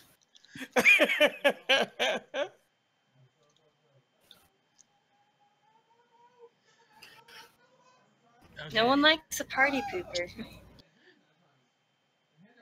Well, nobody's pooping the party at Josh's house. Nobody, no. So, at this point, having left some money on the bar, of various notes, Which may or may not be None of useful which are since they run on a useful barter system. exactly. Digger actually looks around the tavern for a minute. Is like, why is there nobody here? That's weird. Well, Yes, I'm early in the going morning, to so. guess. But I said it was a breakfast place. Oh, It has a freaking wagon in the wall. Yeah, I was about All to you say. said was I'm going to early guess. morning. Going to guess that the major reason that no one's here, Jameson, is because there's a fucking wagon sticking out of the side. Well, not anymore. Was sticking out of the side of the building, and the downstairs, the floor is covered in blood. I'm pretty sure that's why no one's here. Yeah, but normally in a crime scene you'd clean it up. Like once investigation was never mind. Okay, wait. The mob is rounding the corner. Guys, I Like- just realized something. Uh-huh. Jameson, Out of you didn't kill people with the wagon. Yeah? They wouldn't have let us go so easily. That is a That is a fair point. But we should get out of here anyway because, yeah. I feel like I Anyway. should make my misbehavior correct and clean up, but As I'm going to point out, since it's all still there, it is very likely that we may have just returned to the scene of the crime before they got around to investigating fully. Okay, yeah. So we should Well- get the fuck out of here. good point. Let's go. Emily, Uh-huh. right after you finish saying that, I'm messaging you on Discord. I'm offering you a compel. Oh, goody.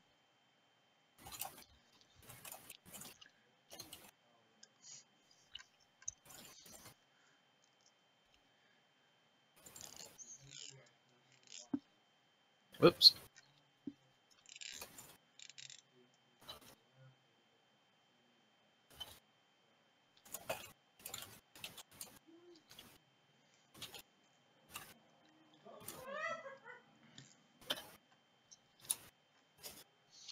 Do you accept the compel? All right, let me see. What is this?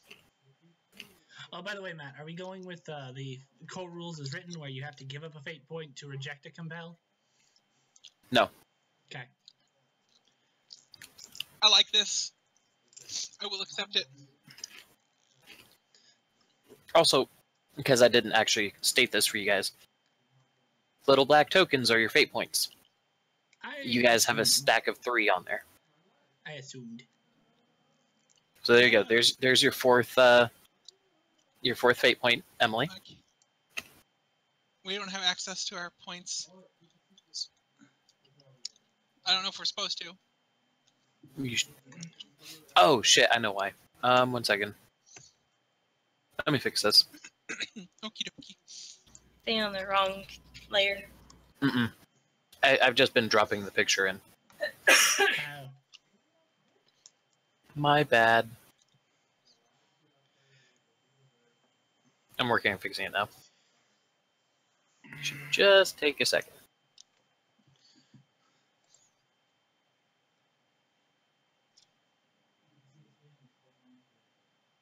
Okay, so Emily's gonna have 4, everybody else has 3.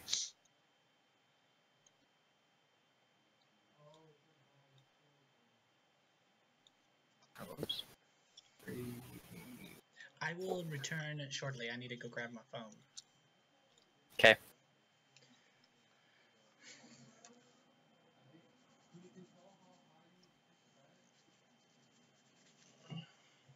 Anyway, so Emily, Uh-huh.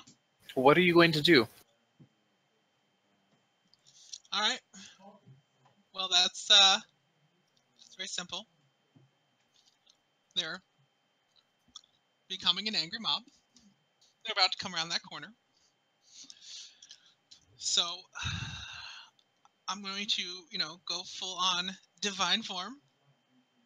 Okay. So describe what your transformation looks like. Honestly, it's probably a little scary, with how the just the bark and branches just start erupting out, growing out of her. Mm-hmm. And Is it yeah. bloody or is it fairly clean? No, it's fairly clean. It's not like It's not like it's just like a gore spray of gore or anything like that. But it's not. It's violent, even if it's not gory. Okay. So she says, "We need to go," and then turns towards where this mob is coming from, and she just starts erupting with like branches from her body, and her weird, like, I shouldn't say weird, but her tree antlers are coming up, and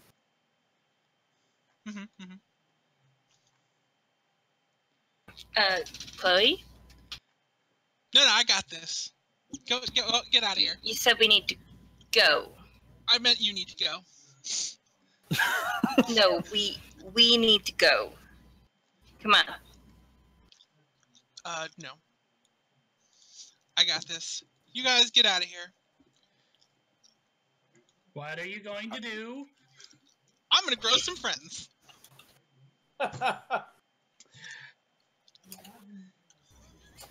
Do we really need to bring more destruction here? Well, no one's gonna get destroyed if they're, smart. Meeting violence with violence will not make the problem go away. Let's just leave. 20 feet away. Oh yeah, grow some friends. Where's Hentai Plant? Walking Willow. So, like, they saw you transform, and you heard somebody yell something about, "It's a monster! It's one of the monsters! Take it down!" And people are some of the people in the mob, like, as they were getting past the wagon, are like picking up debris. They're gonna make torches. Well, making a torch takes time. They're like grabbing debris. Like, you can tell from their tone and body language, they do believe that, oh shit, that was a monster hidden as a woman. We need to kill it. This is about to be a big mistake. Jimmy, Yeah. even though you do not have direct line of sight, you were far enough away where you couldn't feel their divine presence while they were in their mortal guise. You are very well aware blue bindweed is currently on the material plane. Oh. Shit.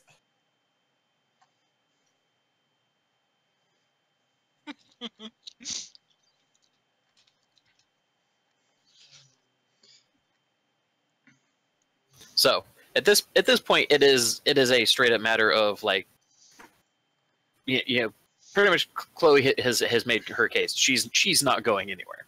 So the question is, are Maricel and Jameson going to go and take the head start that she pretty much just said she's trying to give them?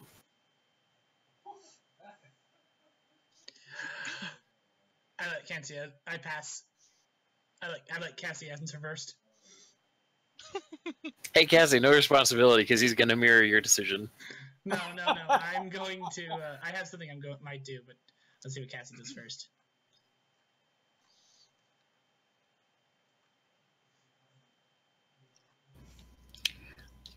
I stop and actually move in front of Bindweed for a second. It's like, we need to go.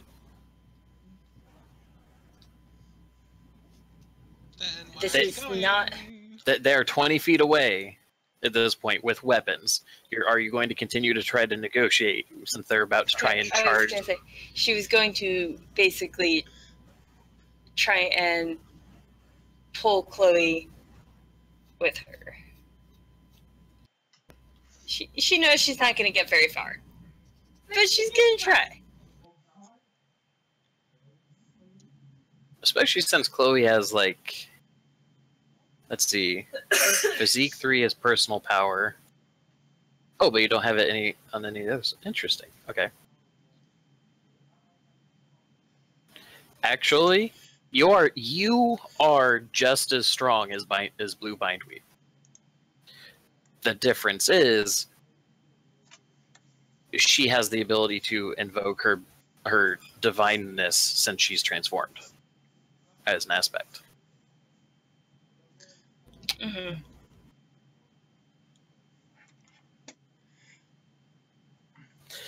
So Are you? So okay. So what is the net result of what you are trying to do? Because right now you're walking up and trying to continue to negotiate when people are about to start trying to bludgeon you on the back of the head with sticks. I am more just. I don't want anyone to get hurt. Okay, her character had already said they're not going to get hurt as long as they don't be stupid. They're already gonna try and attack her. Anyway. She also hasn't done anything yet, other than transform. She's gonna sigh and move on to where Transit is then. Transit is on the other side of the mob.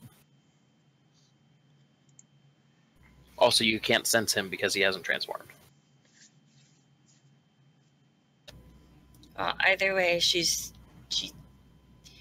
getting out of the way, then. Okay.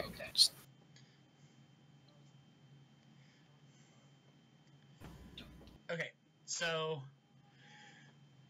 what Jameson does, he also is not leaving. Instead, well, hold on. But before you get to that, because you said he's also not leaving, Kathy, what is it that Maricel is actually doing? Because you can't go straight to Transit or to Toby because you can't sense him, so you don't know exactly where he went, and even if he is on the other side of the mob. So is she like just trying to move out of the line of fire, or is she trying to leave? She is like crossing the street and going out of the line of fire, but she's not leaving the town yet. She doesn't know where she's gonna go. Okay. She is, because right now she is in her mortal form. She doesn't have a way of getting around, so she's going to be staying in the town for a minute until she can figure out how to get back. Okay.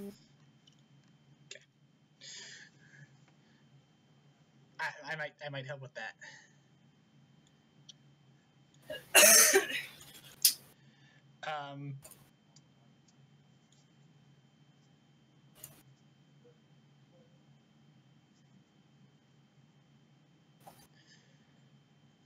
So Jameson walks past Mari and actually taps her on the shoulder and indicates like a back door through the breakfast cafe place. But he's not moving. He's actually heading towards the mob and towards where that the smashy tree is. And he climbs up the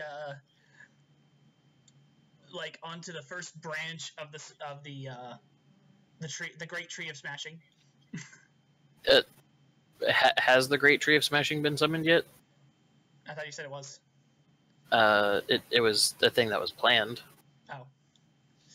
I'm not sure where on the stack we are. Yeah, so far your action was that you transformed. Okay. So the tree of smashing has not been summoned yet. Correct. So I mean, if you want to wait until after she's going to do her thing, then No. we can do that. Digger's going to try and be proactive in this. Okay. So he actually kind of interposes himself between Blue Bindweed and the mob. And so he calls out to the people who are, threatening them. And just shouts out the loudest stop he can. Okay. And I'm going to attempt to fight this, make it a conflict. He's going to try to disarm the situation verbally and trust that Blue Blindweed will back him up if this goes terribly wrong.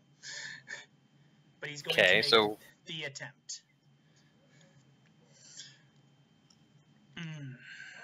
So stop and what? At that point, no, he's trying to just make an emotional thing to see if they will actually like stop and like listen to him.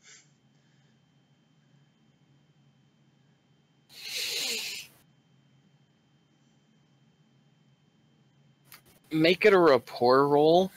Okay. This is gonna be a little rough though, because they are in I'm in defense of my homes mode. So you're gonna go against the difficulty 3. Okay. How'd that go? 2? Got it 2. I'm going to burn a fate point as well.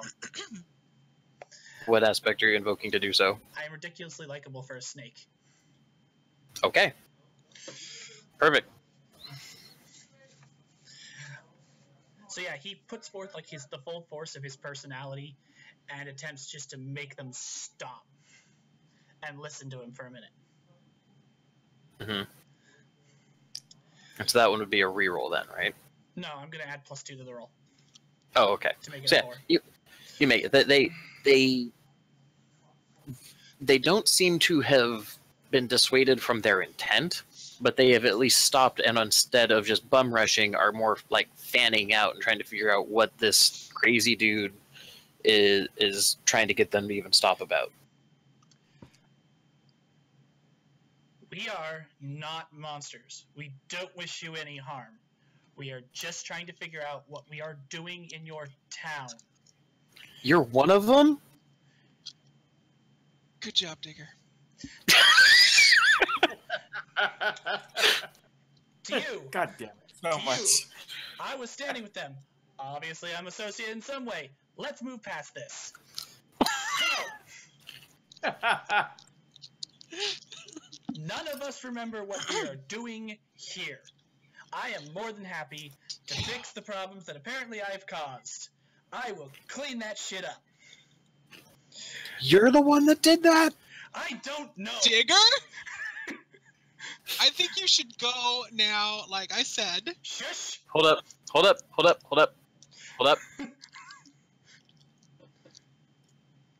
Okay. So, Josh, how do I do the GM roll thingy? Do I have to make a character sheet and just call it GM? No, it's 4DF rather than 40 number. It's 4DF. Okay. Then you. Okay. I am rolling lore on this mob as a collective. They didn't quite get it. They don't quite get it. Okay. Nope. Okay. But because they didn't get it, the downside here is that was the giant snake. Take him down. We need some one guy yells, "Take him down." Another guy yells, "Defend your homes." And here they come. God damn it, Digger.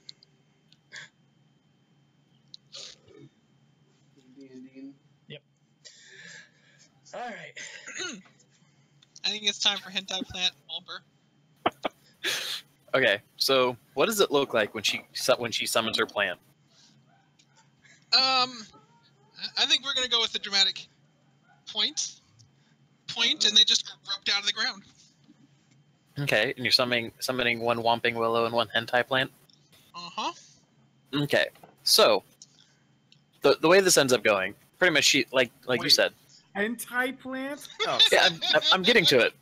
So she points at one spot on the ground, and you see it just immediately buckle upwards as if something just spontaneously appeared underneath the ground. Then she points at another spot, and it does the same thing. And one of the one on the left, which is the one closer to the building, literally it's like you see one vine just kind of come up out of the ground, and it's kind of snaked itself up into the air. It's only a couple feet long.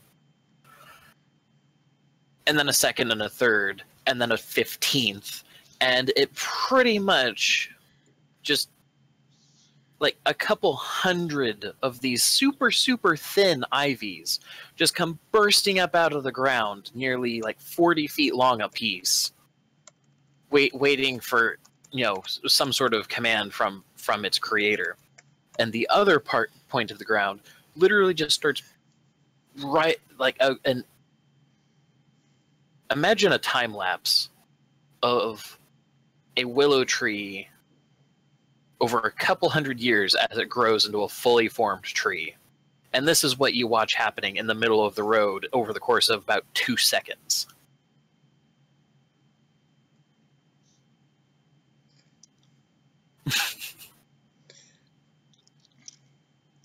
and Disperse. and pretty much like the mob just fucking stops immediately, and they are goddamn terrified. Oh, now you're willing to listen. So, Could have run away, could have come back and made their lives easier, made them like us, but no. No. everybody, go home. Mind your business. Go home. Also, Emily, I want you to look back. Oh wait, no, never mind. I guess I did phrase it. Okay, disregard. I mean, I'm showing them. Showing them. Being nice about it.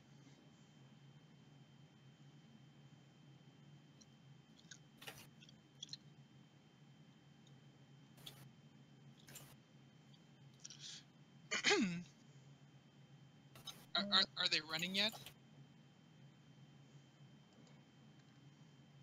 Or at least leaving? Some of them, yeah, have pretty much dropped their beat sticks and are just turning to book it.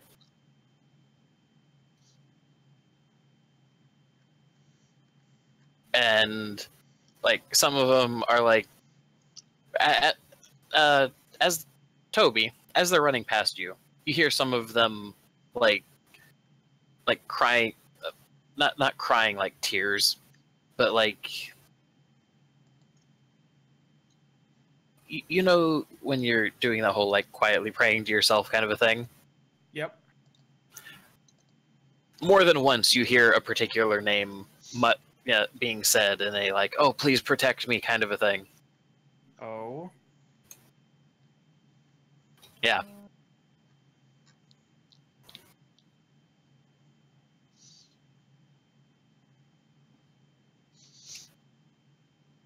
And you can infer that that's probably, well, here.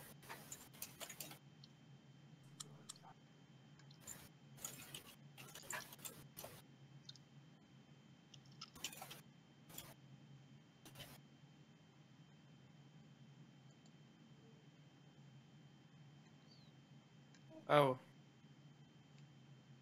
There you go. But yeah, the most of the mob is pretty much scattering. There's a few of them who seem very determined that, like, no, I need to protect my home because if we don't stop this thing now, it's going to pretty much run us out of this entire freaking city.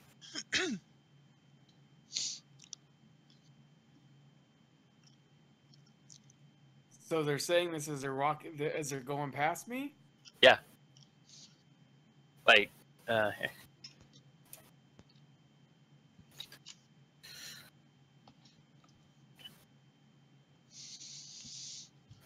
That kind of stuff.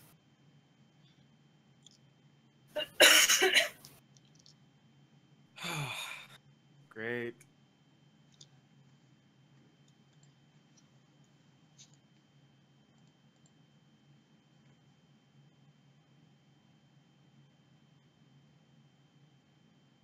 So what's the likelihood that he's going to show up? He cannot. Oh, he cannot. Yeah, remember, gods aren't allowed on the mortal plane. It doesn't mean that there might not be a Scion who hears about this later, but, you know. And he might hear about it. Do I know who the appropriate Scion would be? That would be like his messenger or lower There are a in the couple. food chain? There are a couple, just like how you are not the only Scion of your parent or patron. Well, no, I understand that. Okay.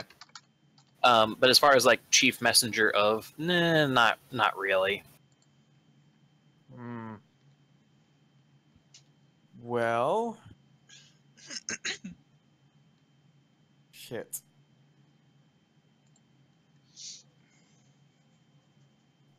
So, did I see the plants erupt? Oh yeah, you see that whole mess of nonsense going on over there. Meanwhile, there's a laugh track going on past the fourth wall, and as somebody says, "Oh, typical bindweed."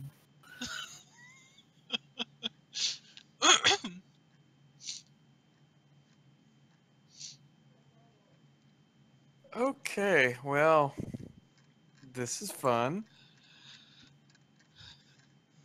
I guess I will start heading back to where they're at. I see you must be the stupidly brave. You do understand that nature does not coddle idiots. I'm giving you a chance to just go home. Right now. But I Oh. will squish you like bugs. Out of place laugh track. So, so before we get back to that, then, does anybody else have any other actions to take? Because Jimmy, yours was fairly reflexive, so you can still choose to do something.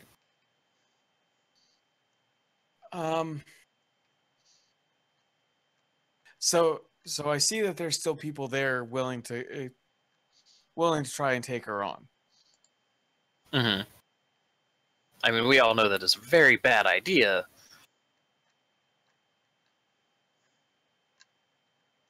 But, one of Bindweed's aspects, nature's a bitch, and people know it. Right? No, I got that. I'm just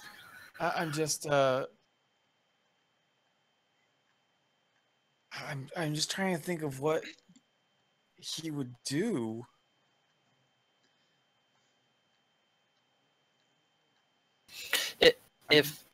My first idea was to go portal form and try and get everyone else out of there, and that's why I had to ask. But I'm not sure if he would actually do that.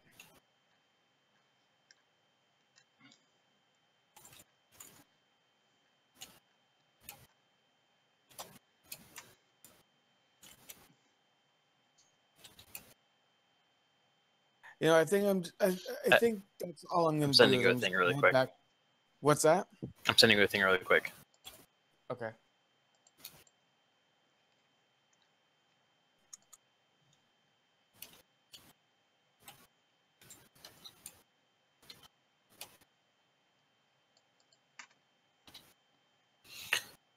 From what you described, it seems like a thing that could come to mind for him.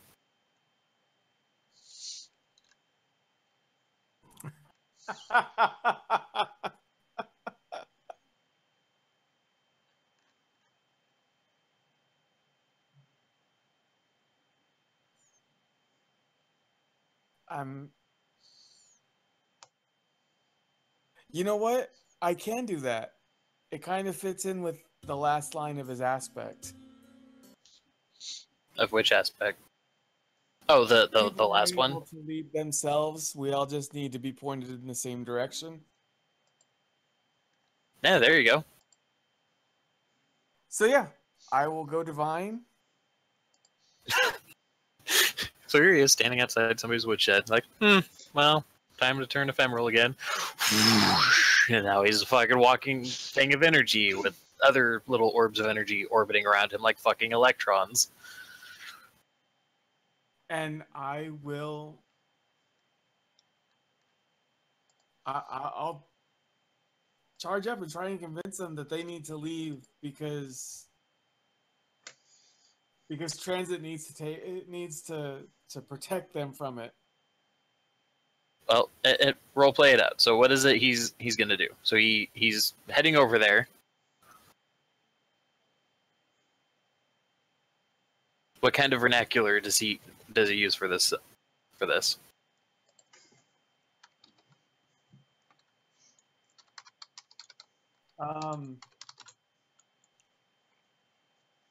Fighting her is not in your best interest. You need to run back to the safety of your homes. I will take care of this. At which point they turn to look at you like, what the fuck are you? I'm Transit, son of Fuchsia.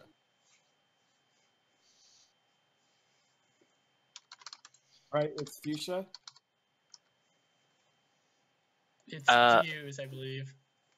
Yeah, Fusia. Fusia. Okay, sorry. No, it's all good.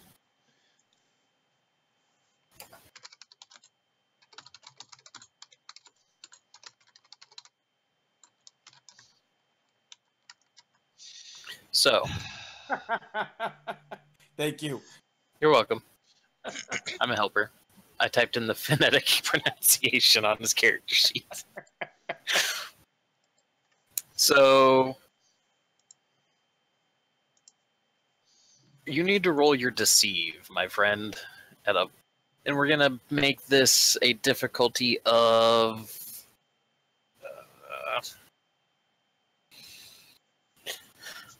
2. The only reason why it's deceive is because, I mean, unless you actually do intend on throwing down with bindweed. No, but can I invoke my aspect to give me a +2? Which aspect? The people are able to lead themselves? Yeah. No, Yeah, roll it first, and if you need it, then you spend the fame point to invoke it. Oh, wow. Oh, you're good. So they're like, so one of them's like, wait, Fusia? And like, most of them didn't get it. One of the guys is like, the gods did answer our prayers. Fucking book it! And so off they run.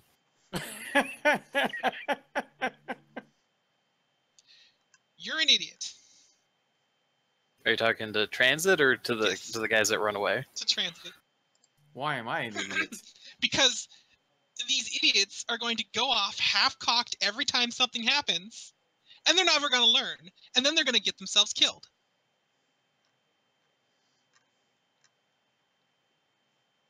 Or they could just pray again, and And then what? Are you going to happen to be there every time? I can very quickly. One character in the setting who can actually say yes. Digger is now in one of the branches of the hentai tree. You did walk into that. Well, I mean, to be fair, if they pray by a tree, then I could be there too. That's also true. Yes, but are they really going to pray for you to come?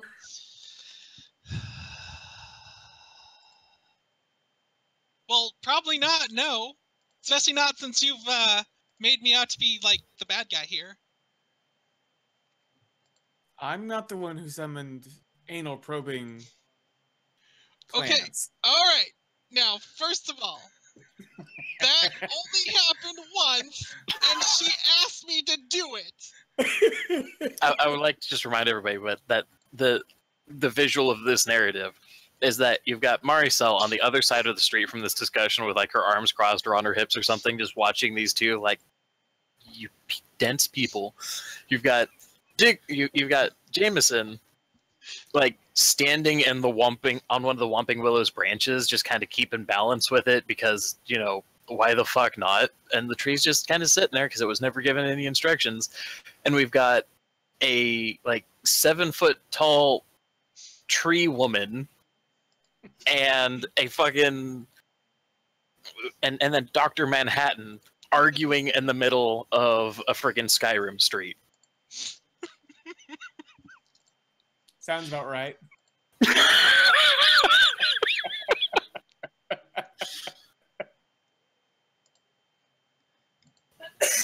How many fucking tokens did you end up with? I don't know. A Look lot, to me. apparently. There we go. Okay.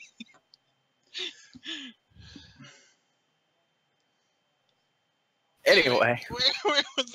No, only happened once, because she asked for it, and that was in a completely non-competitive situation. Alright? That plant there is just for, you know, grabbing things and keeping a hold of them. Through the buttocks. No, around their stupid arms so that they can't hit anything or hurt themselves like the morons that they are. Are any of the morons still around? Oh no, they fucking booked it when fucking Tassadar said, "Hey, I got this." Oh no, she's looking around like, are the morons still around? Oh, The morons that they are! now okay, the other one here, Whomper here, that one's for hurting. So, Right, and to if be I fair, hadn't like have- sometimes, if I hadn't have intervened, it would have gone that way. you don't know that. All right, They were lighting torches. they were No, they picking weren't. up garbage Okay, they were and prepping to looking light torches. like they were afraid. Yeah, they were also praying to the local divinity here. Cassie, roll will. Uh, Oh wait, hon. Oh, Digger! He's just conveniently staying quiet. No, he's actually like looking at where the crowd is going.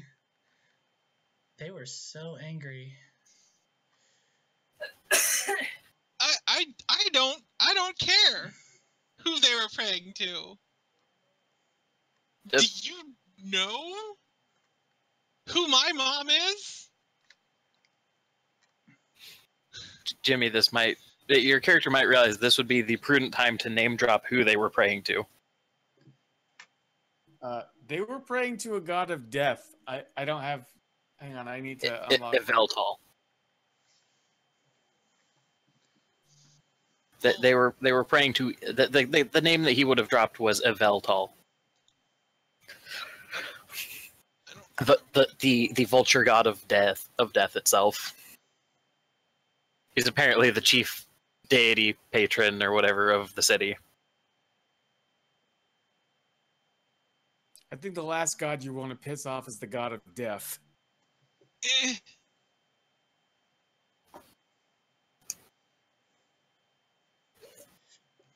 Well, out of all the things that could piss him off, I think probably trying to poach some of his worshippers. That would probably be the worst thing. I was just name dropping. I feel like you are sorely mistaken. I mean, if I were to kill them, wouldn't that be a happy time for? No, because he still needs worshippers. And he is the avatar god of death, not the dead. That's somebody else. Beyond that, though. We're making the death. Beyond that, though, this is all Jameson's fault.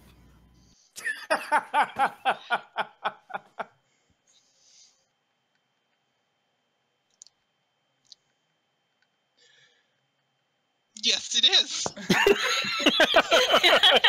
God damn it, Digger.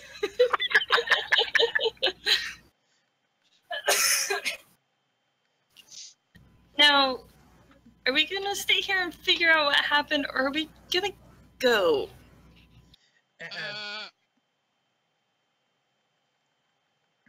Yes, Josh. At this point, Digger actually hops out of the willow, points straight at Chloe, and goes, "You shut the fuck up."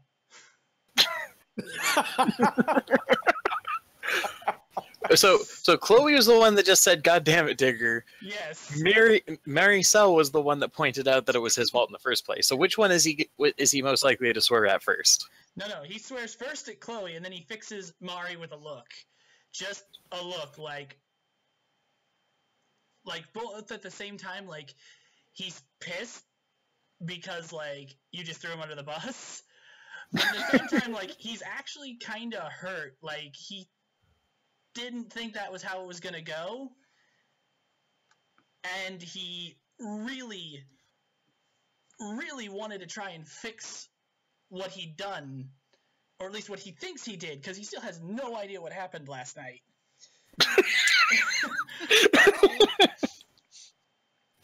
And so there are no words for her. He's like so pissed off that he doesn't even say a word. He just fixes her with that look for a split second. Tells Chloe to shut the fuck up. I get whose fault it was. And then he turns around and begins to just walk away. Let's just get out of here. Fuck what happened last night.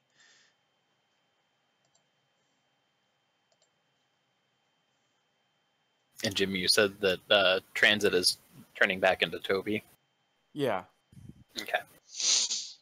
Now that they've run it, there's no need to put on the show anymore. But I was only name dropping. Name drops. And that's my story. I'm sticking to it.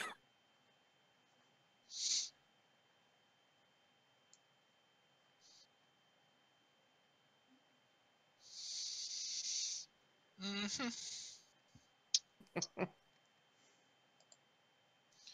Well, no one's here anymore, so I mean, I guess I don't need these guys. So I'll just go ahead and get rid of those.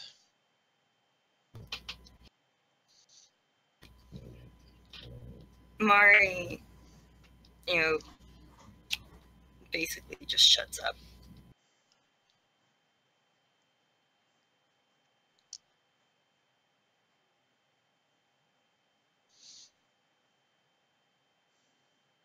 So what? We're just all being quiet because Digger fucked up and then lectured us about it? No. Hang on. We lectured you guys about it, not me. Also, is she still blue bindweed, or did she become? Oh yeah, Toby she's again? still just like. As though hearing this, Digger shouts down the road, "Shut up, Toby!"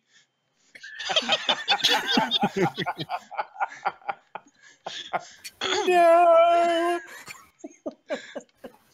I didn't impress the dragon. I mean, wait, fuck. I basically am. I think I'm the... No, you're not mean enough to be Malgarian. No, he's not. He's totally not. He takes things way too personally to be to be that mean. Anyway, so you guys are you guys officially leaving the town then? And Bindweed wilted her plants gone, or did she just unanimate them? Oh yeah, just unanimate them. Okay. Just regular plants now. So there's a willow tree in the middle of the street.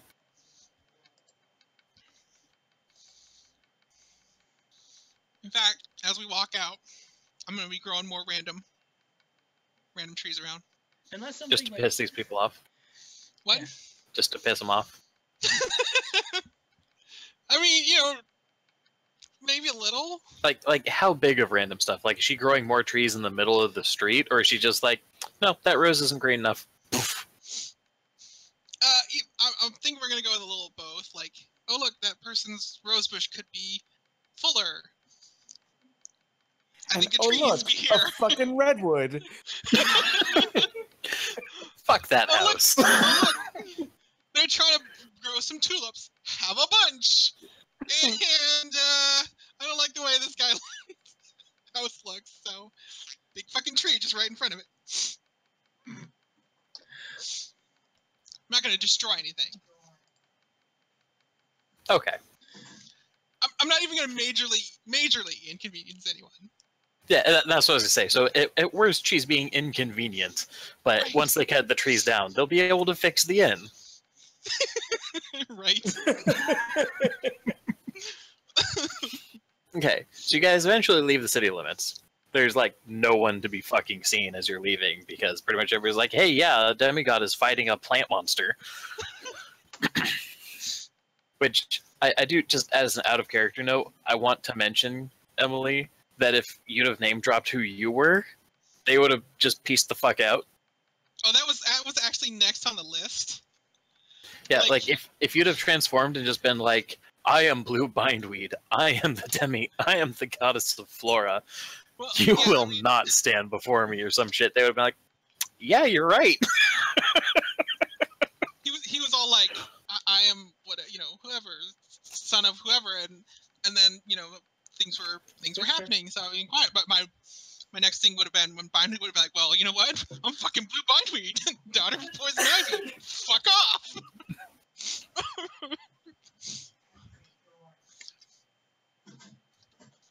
I guess more direct to my point. You never argued against their accusations of calling you a monster. Well, I mean, you know, to be fair. Digger already did Like- that for her. He said they weren't monsters. We are not Mm-mm. monsters was like his first thing, doesn't it? Oh. He said we're not monsters. Did he? I missed that part then, so I Yeah, apologize. He literally said, that was like the first words out of his mouth, like, stop, we are not monsters, we are not here to hurt you. Well, she is, but that's besides the point.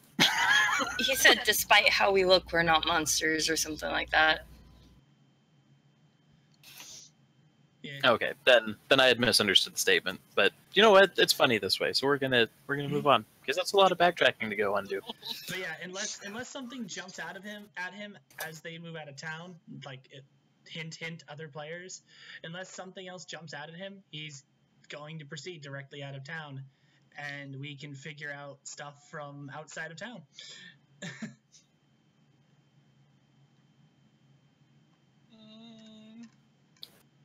I got nothing. Is she ever going to turn back into Chloe, or is she just staying Bindweed for a while until it's no longer convenient? Probably once we're actually out of town. Okay.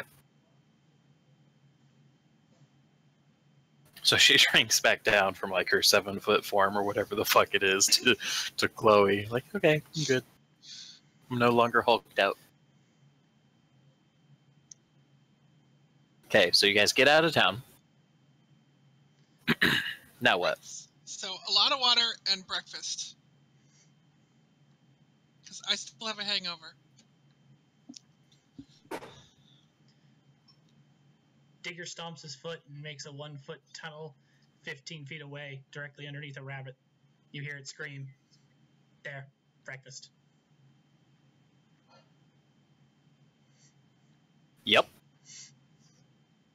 Alright. It's about how that works.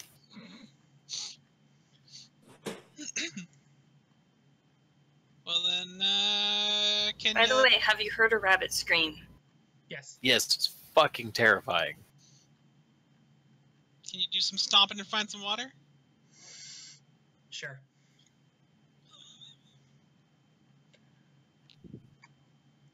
He go as he advances along the path from town. About, I don't know, he gets a good, 30 yards out of town, and he turns into the snake again, gets off the path so he doesn't ruin it, and dives underground.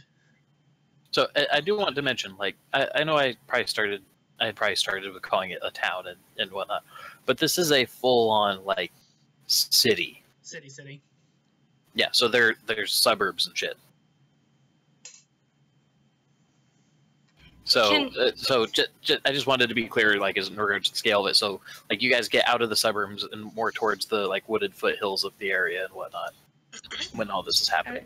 I was just gonna ask if I could produce but then I remembered what my ability for the invention thing. I have to actually have the materials, so never mind. Digger's really good at gathering materials if you need to ask him for something.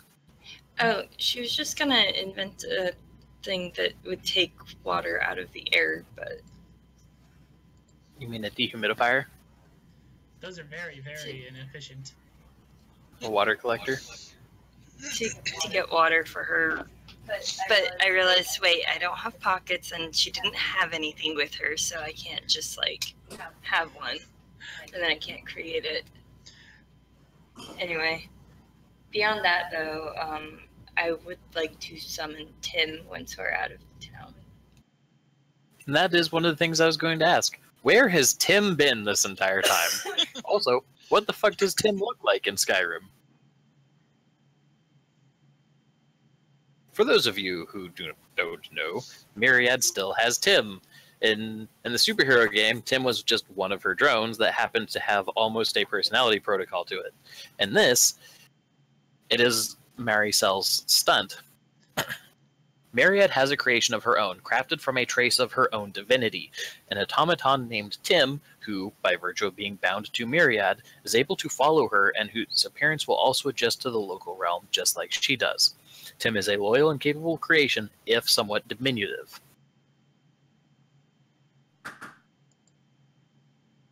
Mm. So can Tim, with everything as far as technology adapting and everything, can he actually look like a bird but be robotic only if you look very closely? Correct. He can do that because he if his mechanical nature was ever exposed, it has to adapt to whatever the setting is. And aside from that, just like you, he is able to assume a mortal guise. So right now, you are actually flesh and blood and all that jazz. He could be a fox or a bird or a rabbit. He's a hawk. Okay, one moment.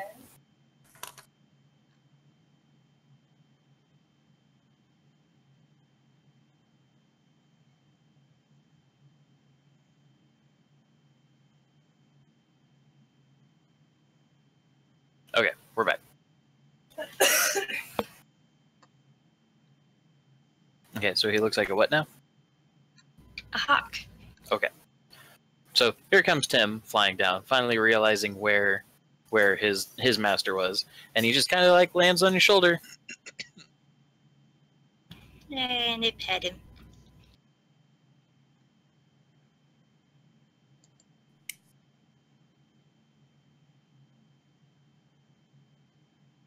Anyway, so since this is not a traditional, fantasy RPG where, okay, what are you guys gonna go do to go get food and all that crap? We've already answered that. Toby's just gonna, or not Toby, sorry, Jameson's just going to fucking doom drop small animals as necessary. I was gonna say, if anybody wanted, Toby could just go to somebody's house and kind of jack stuff. But whatever. Yes, but would he jack stuff? Probably not a lot of stuff, and probably not from all in one source, but enough to survive. I mean, he could go to his own house, couldn't he? Well, and that does bring up another thing.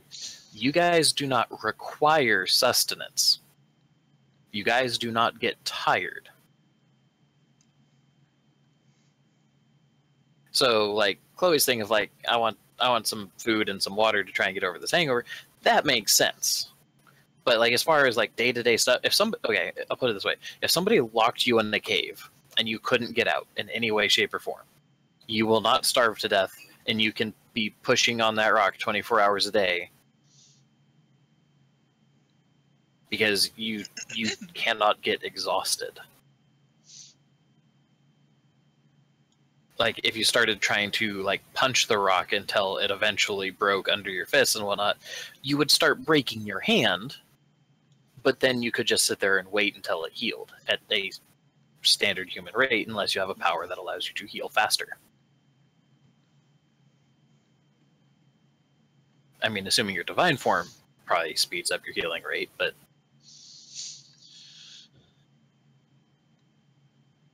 I digress. Indeed. Yeah. So we'll say that you guys get your food because you want to get over your fucking headaches. And we're assuming that it's from alcohol. And so after all of that, and everybody's kind of simmered down a little bit, back to the original question. The fuck happened last night? Digger emerges having dug a spring. I said stomp, but that's good, thanks. Water is deeper than that. Well, never mind. Just don't worry about it. I know where the water is. I can grow roots.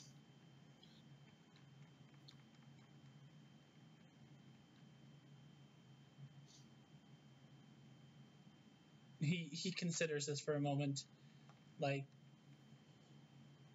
thinking about it. Obviously, that's weird.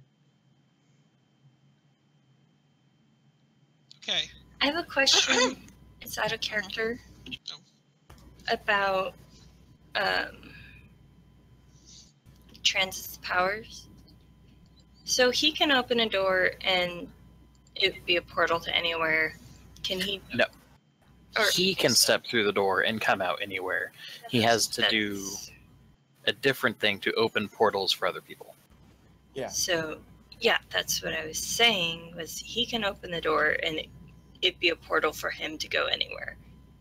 Is Yes. what I was trying to say. My bad. How hard is it to portal other people? I think it's just a skill roll, right? Yes. The cop-out answer is, it depends how far you're going.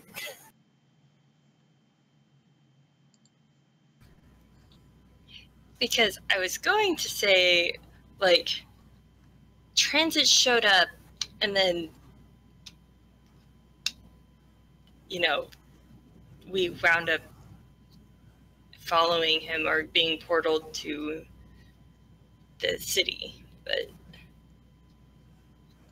I was gonna, like suddenly remember something in character like that. So you guys had been at Silent Spring. Mm-hmm. Well, creating a portal from Silent Spring to Gauntlet Hold is easily within Transit's ability.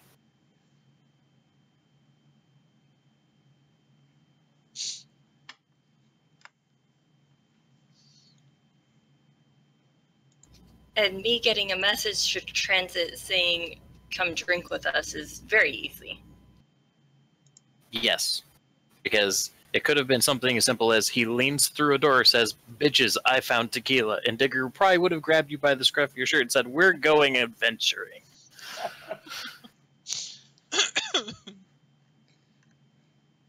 Sound about right, Josh? It could have been.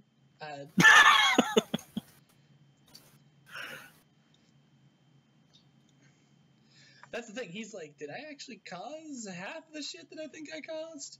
I don't even remember. Do I just have a martyr complex? I'm normally not that violent.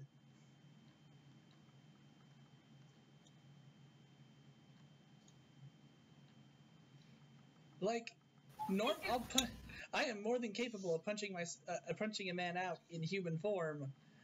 Why would I need to throw a wagon at someone? Why would I need to throw someone through a wall with a wagon? I still don't think it was necessarily entirely us. Unless we were stopping the fight. That could have been a thing.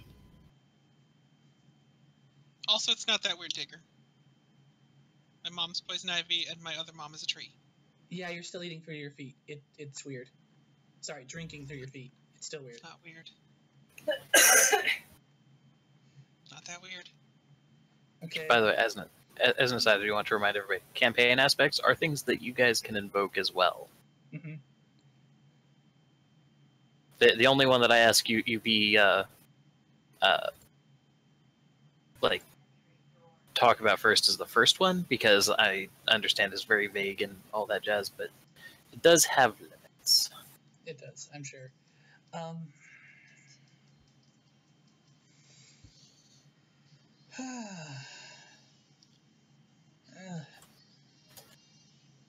I don't know, and it seems not safe to go back there anyway.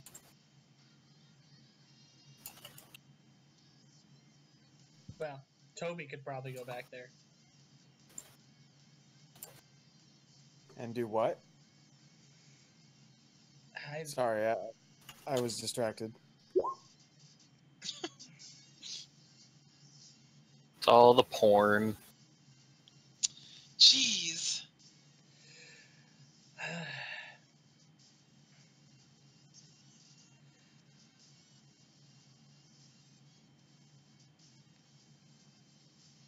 Well, I was saying that you were probably the only one who could walk back in that town and not immediately get called a monster. Which, it's kind of weird that's what they so quickly identified bindweed as. Do you think we pulled out the forms last night? No, that doesn't make sense either, because no, one of them did recognize me as a snake. Huh. But if that's the case, then wouldn't they not have recognized all of us?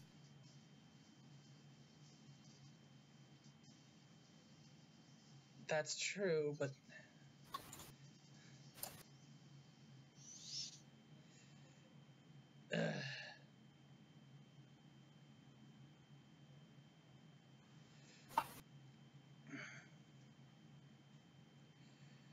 so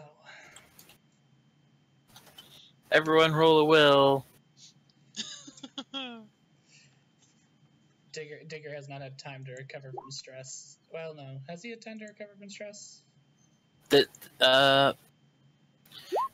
We'll say yes. This is not an attack kind of a thing. This is I'm just like I get that this is more of a like real. Oh shit. Okay. Well, Cassie wins. Reality is exerting itself on you guys at this point, i.e., Deus Ex friggin' DM. But still.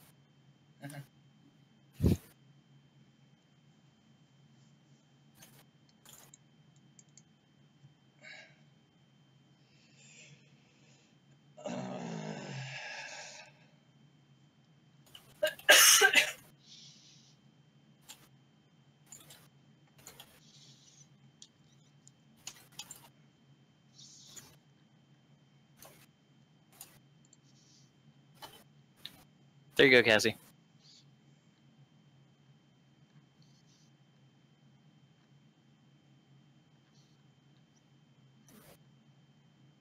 I figured, but nobody was saying anything. So they didn't seem surprised when bindweed became bindweed. Like, they were still trying to attack her. Normally that wouldn't happen unless they're used to monsters or demigods. And they obviously aren't used to demigods. Because they called us monsters. So what if they just have a monster problem? Hell, maybe that's why they're worshipping Yveltal. That might also be why we're here. Stupid heroics does seem like the sort of thing I do when drunk. That could have explained them recognizing you as Snake Guy, and also the wagon.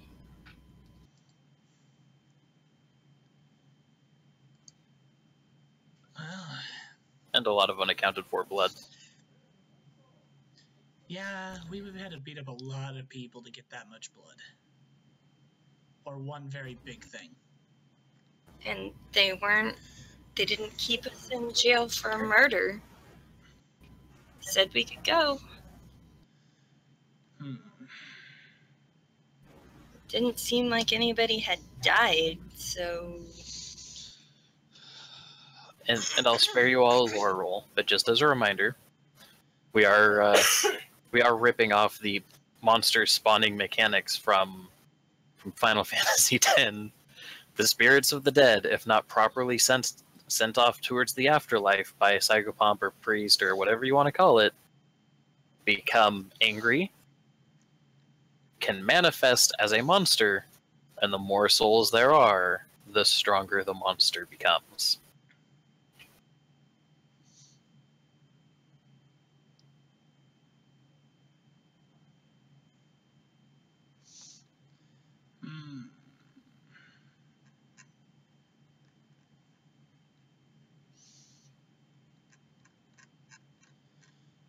Ergo, why them worshipping a god of death would make sense, because, you know, they'd be like, please make it dead and then stay dead and be properly dead. That would be nice. True enough.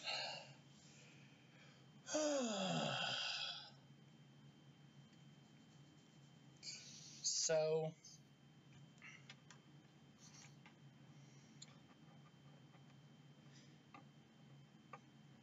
I don't know. Digger also didn't get a handle on the things that had been left behind, did he? Left behind? What do you Yeah, mean? like the clues that he'd pull out of his pockets and it had been set on a table in front of that cafe. Breakfast nook, whatever we want to call it. Cassie, what are we calling it? Breakfast bar. Breakfast bar. It was an inn. They just do all day meals. At least when they haven't been violently remodeled. I was gonna say it's this high class brunch place, but that was a joke though. Yeah. So I will say that you guys probably gathered up your stuff that you had there, because I mean you did mention I'm gonna grab my money and whatnot. So grabbing the rest of your crap would have been a thing that just makes sense. So you said, hang on. So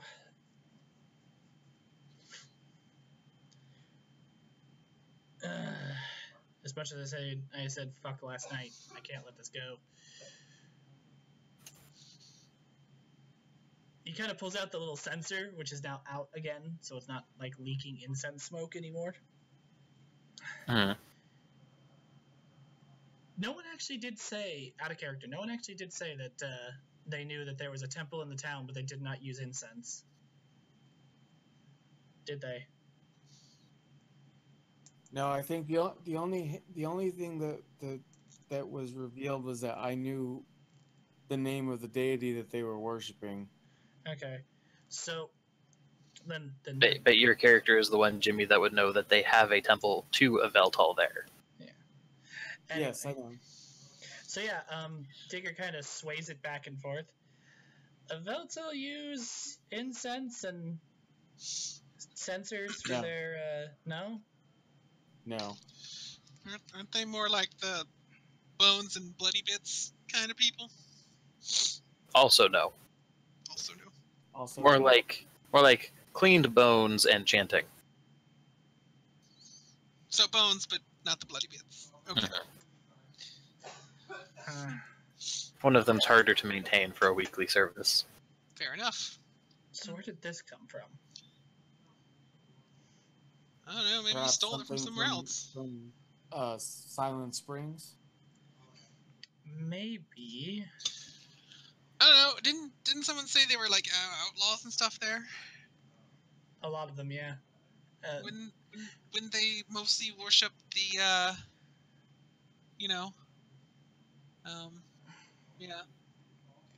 The Nameless 13th.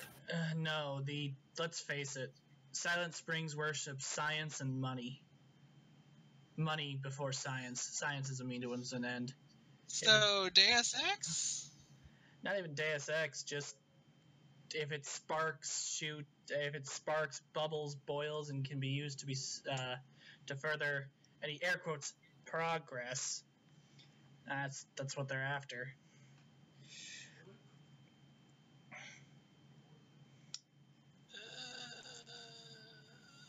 I don't know what the fuck you're talking about. Silent Spring is a very weird place. It's a weird. Clearly. Yeah, it's a weird place. And it's Weird West, despite the fact it's on the east side of the map. That is also true. I didn't even realize that. Yeah, it's.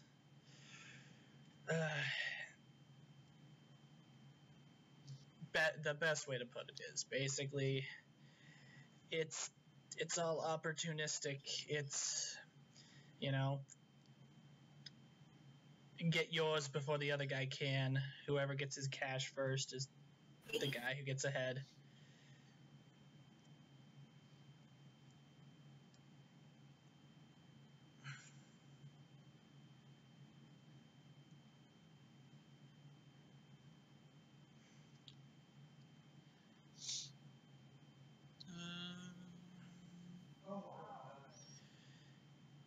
So yeah, I don't know if they'd actually. Well, no, they have churches, I'm sure, but. Well, what are they worshiping if they don't have patron guts? Is it just like an all-purpose thing? Probably. Well, assuming that all things considered, like assuming that they worship anyone. Probably depends on the priest that set it up, honestly. Like, whoever decided to put down a... I think we should go there. Yeah? Yes. I don't think you're gonna like the idea of steam trains. Probably not, but we're gonna teach them to worship some trees. So, as an aside, presently, so what is there still an intent to try and deal with this potential monster problem here at Gauntlet Hold? If they have one, like, we haven't really seen any signs of it other than the townsfolk themselves. I guess we could maybe stake out and see what happens. I mean, Well- you know. Well, actually, hang on. That actually didn't happen in character because that was a response to Matt's question, and Matt's not a voice in the party. Well, it depends on which campaign aspect I'm invoking.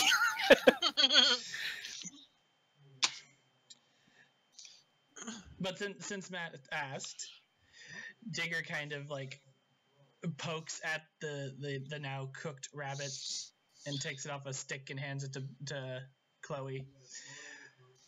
I guess that comes to a question. Do we want to actually hang here and see if maybe we can figure out what we were doing last night and resolve whatever we were dealing with? I don't know, jail and what it looked like didn't look very resolved, so... Well, I mean, to be fair, it's not like we don't have all the time. True enough.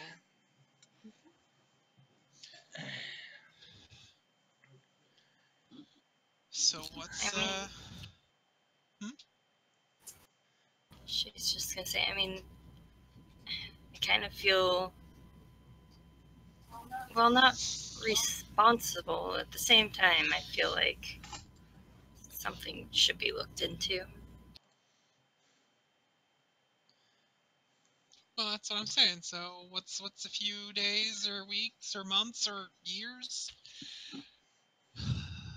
So pretty much, Bindweed's like, why not? May as well. Yeah, you know, like, Silent Springs isn't going anywhere. Now, Well, I mean, if we take a while here, it might, but it depends on how much the townsfolk piss off the natural elements.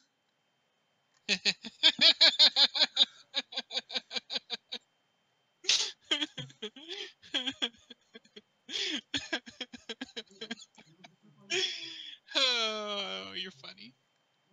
Digger fixes her with a cold look. Wendigo ain't no joke, man.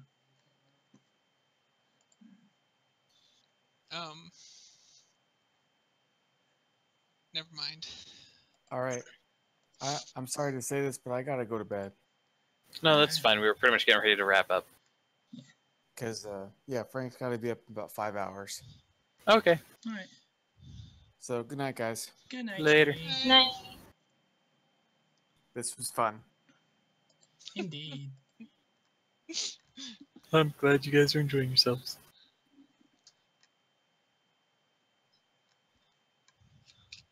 Okay, so I think that's where we're gonna wanna, where we are gonna want to call it.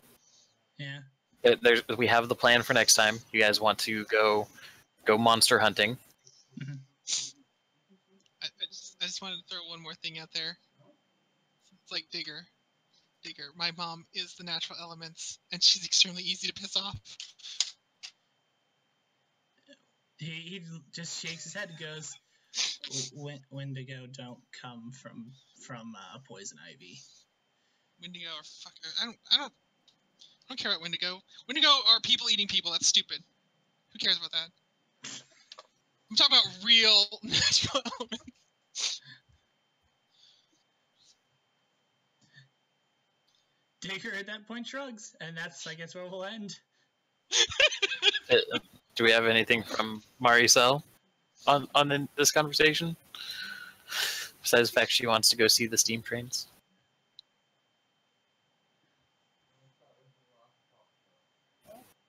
Do we have anything from Maricel on the conversation that you're not listening to? Besides the fact that she wants to go see the steam trains when you're done? Who said she wants to see steam trains? You just want to see lightning guns and crazy Wild West mad science. No, she really doesn't want to see mad science. She really, really doesn't. All right, well that'll be it. Well, I got an outro song for you, folks. And thank you for coming in. And we'll see y'all next week. Night. Bye. Oh great, they're laughing at us.